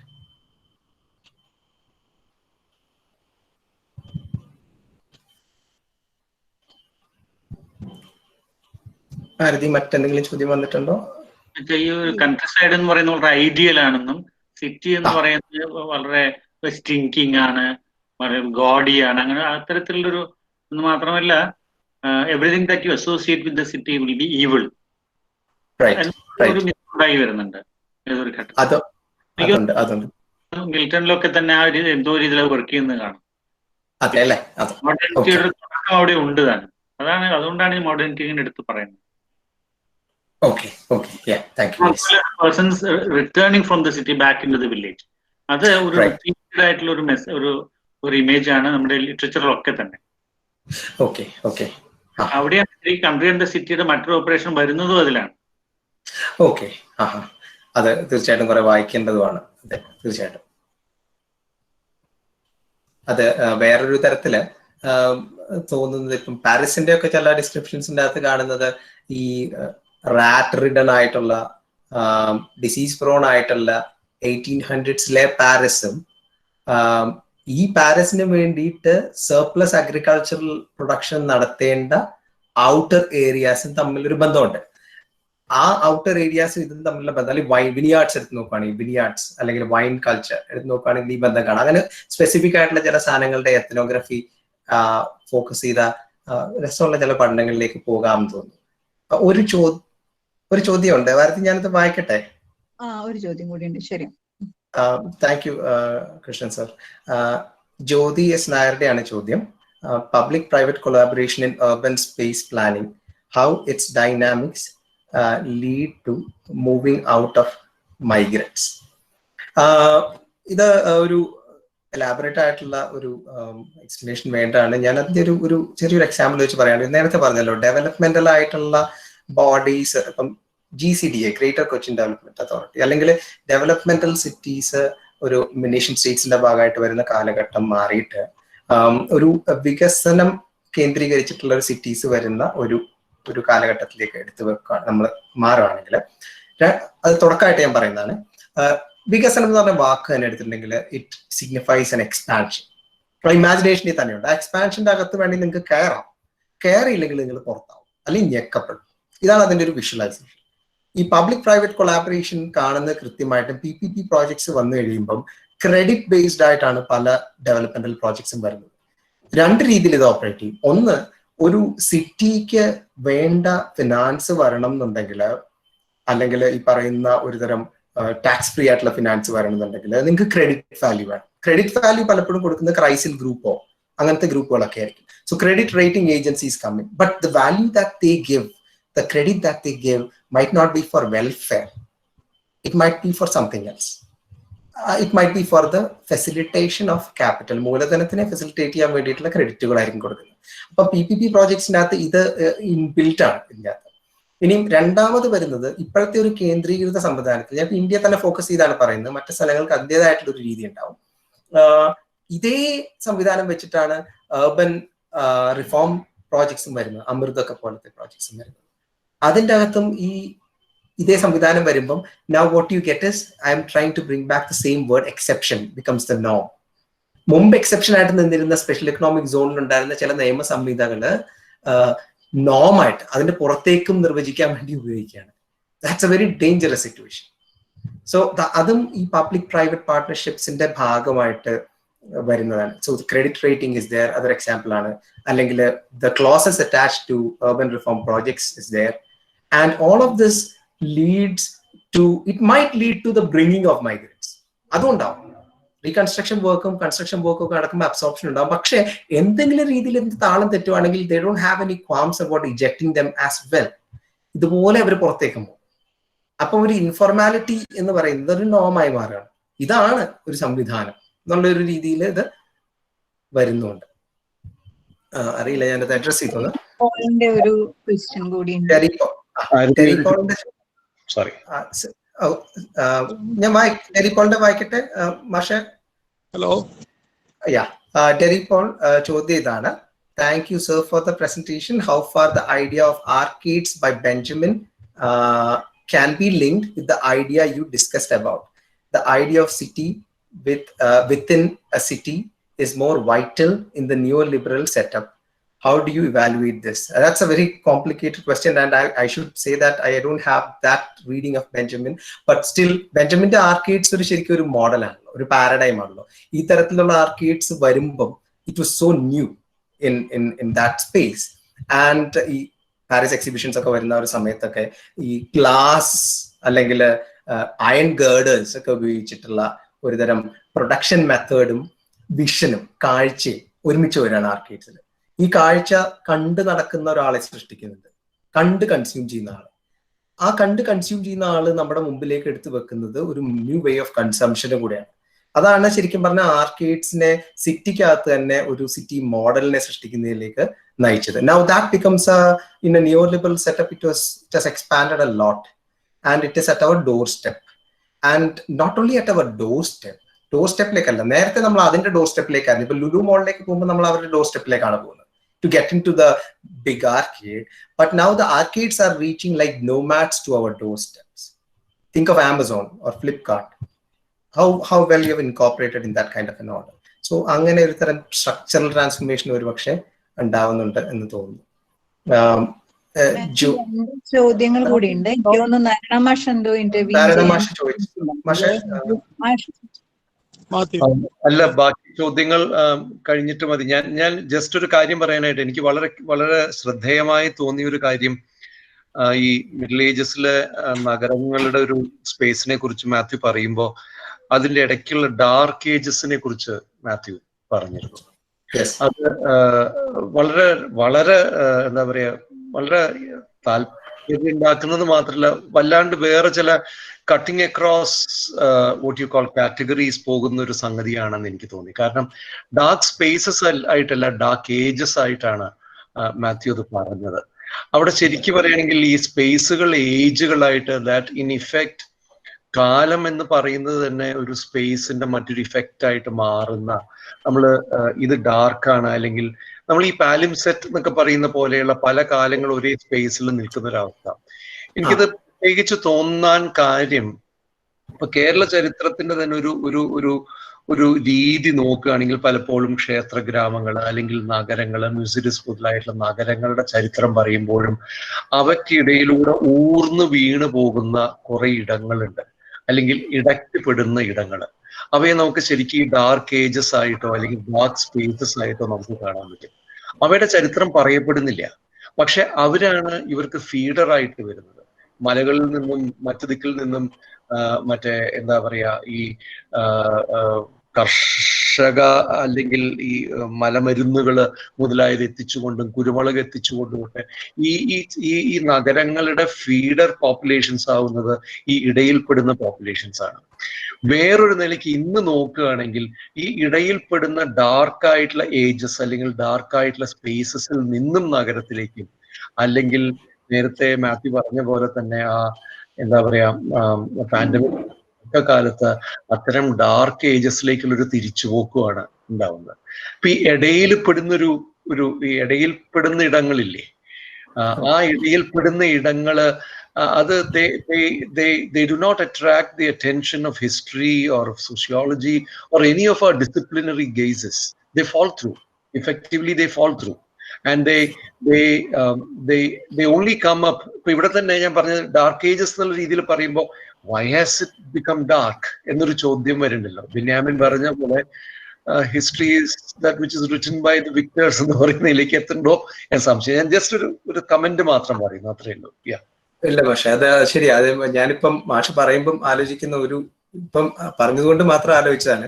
ശരിക്കും ഒരു പക്ഷെ ഡാർക്ക് ഏജസിനേക്കാൾ കൂടുതൽ അവിടെ കുറച്ചുകൂടെ apt, because they are dead absent, ഈ ബ്ലാക്ക് ഹോൾസ് ആയിട്ടാണ് അത് മാറുന്നതെന്ന് തോന്നുന്നു. കാര്യം എന്താ വെച്ചാൽ ഈ പറയുന്ന ഇപ്പം ഈ ഇടക്കാലങ്ങളിൽ ഉണ്ടായേക്കുന്ന ആഫ്ലുവൻസ് സൊസൈറ്റീസ്, മാർഷൽ സാഹലിൻസ് ഒക്കെ പറയുന്ന പോലത്തെ affluence societies are not at all there in the picture, and one gets a feeling that they will not be there in the picture, except maybe you get shards of information about it in incidental ആയിട്ട് ചില ട്രാവലോഗുകളിലൊക്കെ ആയിരിക്കും. അല്ലാന്നുണ്ടെങ്കിൽ അതിന്റെ ഇഫക്റ്റുകളിൽ നിന്നായിരിക്കും ഒരു പക്ഷെ കിട്ടുന്നതെന്ന് തോന്നുന്നു. അറിയില്ല, ഒരു പക്ഷെ probably there is a thought along those lines. Maybe that's a pessimistic. പക്ഷെ ഈ ആബ്സെന്റ് ആയിട്ടുള്ള സ്പേസസ് ആണ് പിന്നീട് പ്രസന്റ് ആവുന്നത്. അവിടെയാണ് ചേഞ്ച് ആവുന്നത്, അവിടെയാണ് ത്രെറ്റ് വരുന്നത്. ഇപ്പൊ എനിക്ക് പെട്ടെന്ന് ഓർമ്മ വന്നത് ആസ്ട്രിക്സിന്റെ കോമിക്സ് ആണ് അത് പറഞ്ഞപ്പോ. They go to Rome and pull the beards of the Roman senators എന്ന് പറയുമ്പോൾ ഉണ്ടാവുന്ന ഒരു ഡാർക്ക്നെസ് പെട്ടെന്ന് ഇങ്ങോട്ട് ഡിസെൻഡ് ചെയ്യാണല്ലോ ആ ലൈറ്റിലേക്ക്. True. That's Hello, Matthew. Yes, please. Hello. Yes, please. This is Abhilash. Yes, it was really good to see you talking. എന്തായാലും നല്ല ടോക്കാണ്. അതിന്റെ ഒരു ഹിസ്റ്റോറിക്കൽ ഡയമെൻഷൻ ഭയങ്കരമായിട്ട് എൻജോയ് ചെയ്തു. പിന്നീട് ആന്ത്രപ്പോളജിക്കൽ ഇൻസൈറ്റ് വളരെ നല്ലതാണ്. അത് ഞാൻ ചോദിക്കുന്നത് പറഞ്ഞാലേ, ഓരോ കാലഘട്ടത്തിൽ മനുഷ്യൻ ജീവിക്കുമ്പോഴും അവൻ ഏതോ ഒരു ഡയമെൻഷനിൽ അവൻ മോഡേൺ ആയിട്ട് തോന്നുന്നുണ്ട്. ദിസ് ഈസ് അഭിലാഷ്, അപ്പൊ from A different phone. My phone actually tend of. അപ്പൊ ഞാൻ പറയുന്നത് പറഞ്ഞാല് ഏത് കാലഘട്ടത്തെ ആയാലും ആ ഒരു മനുഷ്യൻ ജീവിക്കുമ്പോൾ അവന് ഫ്യൂച്ചറിനെ കുറിച്ച് വലിയ ബോധമൊന്നും ഉണ്ടാവണമെന്നില്ല. അപ്പൊ എല്ലാ കാലഘട്ടത്തിലും ഏതെങ്കിലും രീതിയിൽ മോഡേൺ ആണെന്നാണ് അവൻ ചിന്തിക്കുന്നത്. ഏതോ രീതിയിൽ വളരെ അൺകോൺഷ്യസ് ആയിട്ടുള്ള ഡയമെൻഷനില് അവൻ എപ്പോഴും ചിന്തിക്കുന്നതെന്ന് പറഞ്ഞാല് is at the end of the progression. Progression ചിലപ്പോൾ അതിന് മുന്നിൽ വേറെ പലതരം ഇമാജിനേഷൻ ഉണ്ടായിരിക്കാം പ്രോഗ്രഷനെ കുറിച്ച്. എന്നിരുന്നാൽ പോലും അവൻ ഏതോ രീതിയിൽ he has to accommodate within the circumstances, right? അപ്പം ഇവിടെ നമ്മുടെ പ്രശ്നം എന്ന് പറഞ്ഞു കഴിഞ്ഞാല് നമ്മള് ഹിസ്റ്ററി കാര്യമായിട്ട് നോക്കി and I really enjoyed it. അപ്പം ഓരോ കാലഘട്ടത്തിലും മനുഷ്യൻ അന്വേഷിക്കുന്ന സമയം എന്ന് പറയുമ്പോൾ അതിനൊരു യുണീക്നെസ് ഉണ്ട്. അതേപോലെ തന്നെ നമ്മുടെ സമൂഹത്തിനും അതിൻ്റെതായ യുണീക്നെസ് ഉണ്ട്. ആ യുണീക്നെസ് ഒരിക്കലും ഒരാൾക്കും കോംപ്രഹെൻഡ് ചെയ്യാൻ പറ്റത്തില്ല. അൾട്ടിമേറ്റ്ലി പൂർണ്ണമായിട്ട് മനസ്സിലാക്കാൻ പറ്റത്തില്ല. അപ്പം നമ്മളിപ്പം ഈ അർബനൈസേഷന്റെ ചരിത്രവും അതിന്റെ ആന്ത്രപ്പോളജിക്കൽ ഇൻസൈറ്റും എല്ലാം നോക്കി വളരെ നല്ലതാണ്. ഒന്ന് ചോദ്യത്തിലേക്ക് വരുമ്പോ നമുക്ക് സമയത്തിന്റെ പരിമിതി ഉണ്ട്. ഇൻബോക്സിൽ 2 ചോദ്യങ്ങൾ കൂടി ഉണ്ട്. അപ്പൊ അഭിലാഷ് ഡയറക്റ്റ് ആയിട്ട് ആ ചോദ്യം എന്താണെന്നൊന്ന് പറയൂ. ചോദ്യം ഇതാണ്, സ്പാർക്ക് എന്ന് പറയുന്നത് ബേസിക്കലി നമ്മള് ഈ ലോകത്തിൽ നിൽക്കുമ്പോൾ ചരിത്രം നോക്കിയിട്ട് വരുമ്പോഴും തന്നെ അതിന്റെ ഇൻസൈറ്റ് നമ്മൾ നോക്കി അതിനെ മനസ്സിലാക്കുകയാണ്. ഓക്കെ, അത് fine, that's always there and that should be there. അതുണ്ട്. പക്ഷെ ഓരോ കാലഘട്ടത്തിനും അതിൻ്റെതായ സ്പാർക്ക് ഉണ്ട്. ചരിത്രം നോക്കി വരുന്നത് അതിന്റെ ഇൻസൈറ്റ് ഒക്കെ നോക്കുന്നത് അതിനപ്പുറം എന്ന് പറഞ്ഞാലേ ഈ ഒരു മൊമെന്റിന്റെ മൾട്ടിപ്ലിസിറ്റിയും അതിന്റെ ഡയമെൻഷനും നമ്മള് വളരെ ലീനിയർ ആയിട്ട് ചരിത്രത്തെ നോക്കി കഴിയുമ്പോഴത്തേന് എന്തോ എവിടെയോ ഒരു തരം നമുക്ക് എവിടെയോ മനസ്സിലാവാത്ത ഒരു കാര്യമുണ്ട്. എന്ന് പറഞ്ഞു കഴിഞ്ഞാല് ലോകത്തിന്റെ ചരിത്രം, ലോകത്തിന്റെ ഓർഗനൈസേഷൻ എല്ലാം നോക്കി കഴിയുമ്പോഴത്തേനും at the end of the day there is something missing. Okay. Yes. I get that, yeah. അത് ഒരു കണ്ടംപററിറ്റിയെ പറ്റി ആലോചിക്കാനുള്ള ഒരു ലക്ഷറി നമുക്ക് ഇല്ലാത്ത ഒരു അവസ്ഥയാണ്. It's a most difficult thing probably to reflect on what we are in. Probably it comes as an after thought when you look back in to it. അതൊരു പിന്നീട് വരുന്ന ഒരു ലക്ഷറി ആണെന്നും കൂടെ തോന്നുന്നു. ഞാൻ ആ 2 ചോദ്യങ്ങളിലേക്ക് പെട്ടെന്ന് പോയിക്കോട്ടെ. കാര്യം I came probably Jyothi S നായരുടെ ഒരു ചോദ്യം കൂടെ വന്നിരുന്നു. So is promise of sustainable cities myopic? Cheriachan B Mattam ചോദിക്കുന്നത്, nomads always threatened the stability of states. Their relationships with each other and other objects wither away state formation. Should we embrace such practices, especially when state is appropriated by neoliberal regime? Also, can we see current farmer protests resemble an energy like nomads which works outside logic of state?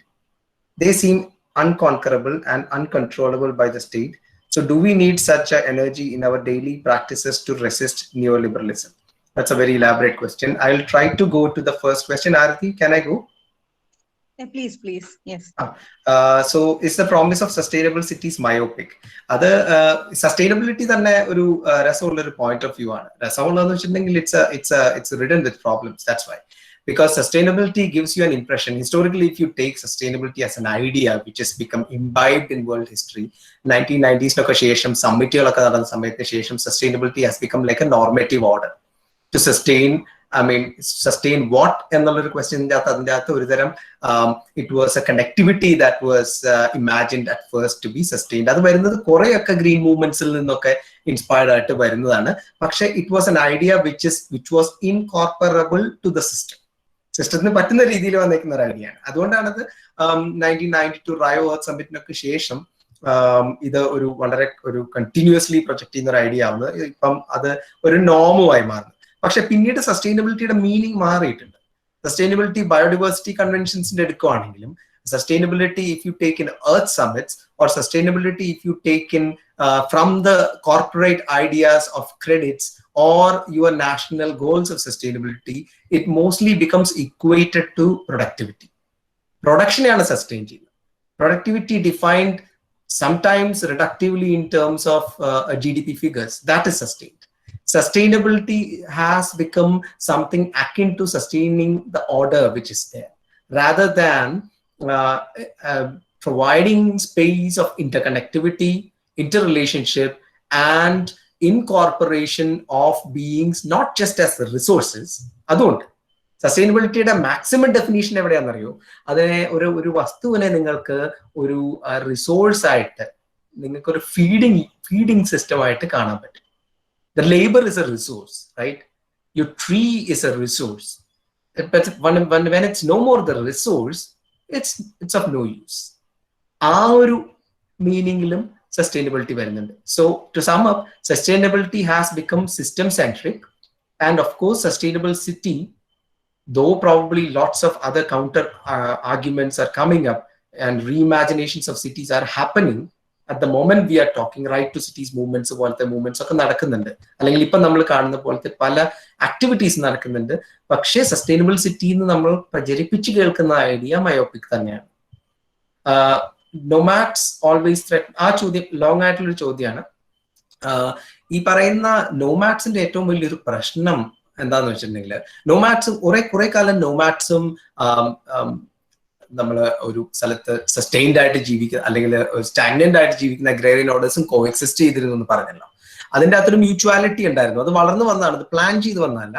പക്ഷെ ഒരു out പോസ്റ്റിൽ നിന്ന് nomads raid ചെയ്ത് കൊണ്ടുവരുന്ന സ്ലേവ്സിന് പകരം റിസോഴ്സുകളെ കൊടുക്കുന്ന രീതിയും cities develop ചെയ്തിരുന്നു. പിന്നീട് സിറ്റീസ് തന്നെ സ്റ്റാൻഡിങ് ആർമീസിനെ ഡെവലപ്പ് ചെയ്ത് വന്നപ്പോൾ നൊമാഡ്സിനെ എന്ന ചലഞ്ച് ചെയ്തൂടെ എന്നുള്ള രീതിയിലേക്ക് വന്നു. There were lots of active conflicts as well. The kind of conflicts between nomads and cities, or stagnant living, or a kind of agrarian living in alluvial zones was like a long-standing practice. But with the coming of modern states and the coming of a bureaucratized kind of an order, what has come up is there started efficient technologies to control nomadic effects. For example, population. Statistics surveys കൂടെ കൊണ്ടുവന്ന് പോപ്പുലേഷൻസിനെ enumerate ചെയ്യുമ്പോൾ അതിൻ്റെ അകത്തെ idea എന്താ? നിങ്ങളെ counted ആക്കാൻ പറ്റണം. നിങ്ങളെ കൗണ്ടഡ് അല്ല എന്നുണ്ടെങ്കിൽ നിങ്ങളൊരു പ്രശ്നമാവാൻ സാധ്യതയുണ്ട്. നേരത്തെ ഇക്കോളജിയെ പറ്റി പറഞ്ഞല്ലോ, മാർഷ് ചതുപ്പ് നിലത്തിന്റെ പ്രശ്നം. ചതുപ്പ് നിലത്തിനെ മനസ്സിലാക്കാൻ ബുദ്ധിമുട്ടാണ്. ഈ മനസ്സിലാക്കാൻ ബുദ്ധിമുട്ടുള്ള യൂണിറ്റുകൾ വലിയ പ്രശ്നമാണ് സ്റ്റേറ്റുകളെ സംബന്ധിച്ച്. അതുപോലെ തന്നെയാണ് മൂവ് ചെയ്തുകൊണ്ടിരിക്കുന്ന ആളുകൾ. സോ നൊമാഡ്സ്, ഈവൻ ജംഗീസ് ഖാന്റെ പോലത്തെ നൊമാഡ് ആവണമെന്നില്ല, സ്റ്റേറ്റിന്റെ റഡാറിൽ നിന്ന് മാറി നടക്കുന്നു എന്ന് തോന്നുന്ന പല വ്യക്തികളും പ്രശ്നമായി മാറും. അതിനെപ്പറ്റി പറയുന്ന, അതിനെ കൃത്യമായിട്ട് തിയറൈസ് ചെയ്യുന്ന സൂമിയ പോലത്തെ വർക്കുകൾ ജെയിംസ് സ്കോട്ട് ഒക്കെ ചെയ്തിട്ടുണ്ട്. അങ്ങനെയുള്ള വലിയ ഏതാണ്ട് 100 മില്യന്റെ മുകളിലുള്ള പോപ്പുലേഷൻസ് ഉണ്ട് who move away from systematic living in a planned way as a movement. Really, they go to the hills. In fact, there were lots of anthropological work from South America which talks about tribal structures involving in warfare, and some of the colonial anthropologists thought that this is like, war of all against all, or the Hobbesian world order annakya vichariche. Pakshe it was a modern reaction to state formation. State formations undavadirikkan vendi eppozhum conflict maintain cheyendathu oru need aanu ennu karudikkondulla warfare aanu. And most of these warfares were staged warfares in South America. That's like nomadic. ഇനി ഈ പറയുന്ന ഇപ്പൊ നമ്മൾ കണ്ടുകൊണ്ടിരിക്കുന്ന movements to the സിറ്റീസിന് nomadic nature ഉണ്ടോ എന്ന് ചോദിച്ചിട്ടുണ്ടെങ്കിൽ, in fact, this comes, I think, from a kind of material constraint which is felt real more by some populations than by others. Farmers direct ആയിട്ട് ഇത് ബെയർ ചെയ്യുന്നുണ്ട്. അതുകൊണ്ടാണ് ഐഡന്റിറ്റേറിയൻ എന്നുള്ളതിനേക്കാൾ കൂടുതൽ communicative collectives ആയിട്ട് ഇത് വലിയ പോപ്പുലേഷൻസ് ആയിട്ട് സിറ്റികളിലേക്ക് മൂവ് ചെയ്തുകൊണ്ടിരിക്കുന്നത്. അതിന് ഒരു നൊമാഡിക് ഒരു സ്ട്രക്ചർ ഉണ്ടോ എന്നുള്ളത് എനിക്ക് സംശയമാണ്. Because it looks more like a movement that challenges the order of the day in terms of rights and things like that. And rights are more part of another kind of a system which is welfareist in scope, and but at the same time they are so pressed in their movement that they are very radical. And whether they will be controlled, that's for us to see. I don't really know. But do we need such an energy in our daily practices to rest? I mean, in fact, what is probably most needed and what we could all do at best is to be reflective. Even when we are living in a particular kind of an order, it helps to reflect on the order that we are living through. And I think that's not an unworthy action. I mean, that's the most that I can say. I mean, this remapping, for instance, 60s യൂറോപ്പില് വളരെ material wealth accumulate ചെയ്തുകൊണ്ടിരുന്നപ്പം student population എന്തുകൊണ്ട് ചോദിക്കണം that why are we having a materially rich existence when the 2 world wars have ended?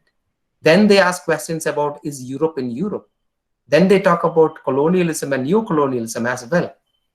Then they say that what you see around the city in terms of plenty is very much related to immiseration of majorities outside, not only outside, but also the incorporation of labor in Fordist kind of systems that were taking effect. That's exactly when they reimagine maps. അതൊരു informed ആയിട്ടുള്ള reaction ആണ് 60s ശേഷമുള്ള. ഈ തരത്തിലുള്ള പല മൂവ്മെന്റ്സും നമ്മുടെ ചുറ്റും തന്നെ നടക്കുന്നുണ്ട്. And the kind of images and media that is in circulation gives you an impression that they are all disjunct processes and they have ended. But the Wall Street sit-ins have not ended when they stopped sitting there. It's continuing. But probably it continues as different forms. ഇപ്പോഴത്തെ civil rights മൂവ്മെന്റ്സിന് അതുമായിട്ട് connection ഇല്ലേ? ഉണ്ട്. ഈ തരത്തിലുള്ള കണക്ടിവിറ്റീസിനെ നമുക്ക് ഒരു പക്ഷെ കാണാൻ വേണ്ടി പറ്റും. ഇതാണ് എനിക്ക് പറയാൻ പറ്റുന്നത് ചെറിയ. സോ ആരതി, നമ്മുടെ ഇൻകോൾ ടെക്സ്റ്റ് മെസ്സേജസിൽ ചോദ്യങ്ങളൊന്നും പുതുതായിട്ട് വന്നിട്ടില്ല. നമുക്ക് സമയപരിമിതി ഉണ്ട്, 9 മണി കഴിഞ്ഞിരിക്കുന്നു. അതുകൊണ്ട് തന്നെ ഇന്നത്തെ ഈ സെഷൻ നമ്മൾ ഇവിടെ അവസാനിപ്പിക്കാം. മാത്യു, ഒരു ചോദ്യം, റേസ്ഡ് ഹാൻഡ് ഉണ്ട് ഒരാളുടെ. എനിക്ക് തോന്നുന്നത് ക്വസ്റ്റ്യൻ ആണോ അതോ അറിയാതെ? എനിക്ക് തോന്നുന്നത് സ്ക്രീൻ ഷെയറിംഗിന്റെ ഇഷ്യൂ വന്നപ്പോ റേസ് ചെയ്ത ഹാൻഡ് ആണ്. അപ്പോ നമുക്ക് സമയപരിമിതി ഉള്ളതുകൊണ്ട് നമ്മളിവിടെ അവസാനിപ്പിക്കാം. ഇന്നത്തെ ഈ ചർച്ചയിൽ പങ്കെടുത്ത് ഇന്നത്തെ ഡിസ്കഷൻ ഏറ്റവും ഫലപ്രദമാക്കി തീർത്ത ആളുകളോടും ഇതിൽ പങ്കെടുത്ത മുഴുവൻ ആളുകളോടുള്ള നന്ദി രേഖപ്പെടുത്തുകയാണ്. Mathew, thank you so much for the presentation as well. എനിക്ക് തോന്നുന്നു അടുത്തൊരു സെഷനിൽ ഡയലക്റ്റിക്കൽ റിസർച്ച് ഫോറത്തിന്റെ അടുത്ത സെഷനിൽ നമുക്ക് വീണ്ടും കാണാം. അതുവരെ എല്ലാവർക്കും നന്ദി. Okay, so thank you very much for the forum being set. And as I said in the beginning, this kind of serious spatial intervention is more than required. Thank you for all the questions, all of you. And there might be more, but we will carry it on when we converse in other situations. So thank you once again. Hello, Matthew. Yes, sir. Hello Matthew, അവസാനിപ്പിക്കാലോ അല്ലെ റഫി? അഭിലാഷ്, എനിക്ക് തോന്നുന്നു time അവരുടെ തീർന്നു. അങ്ങനെയാണെങ്കിൽ അവസാനിപ്പിക്കാം. ശരി, okay.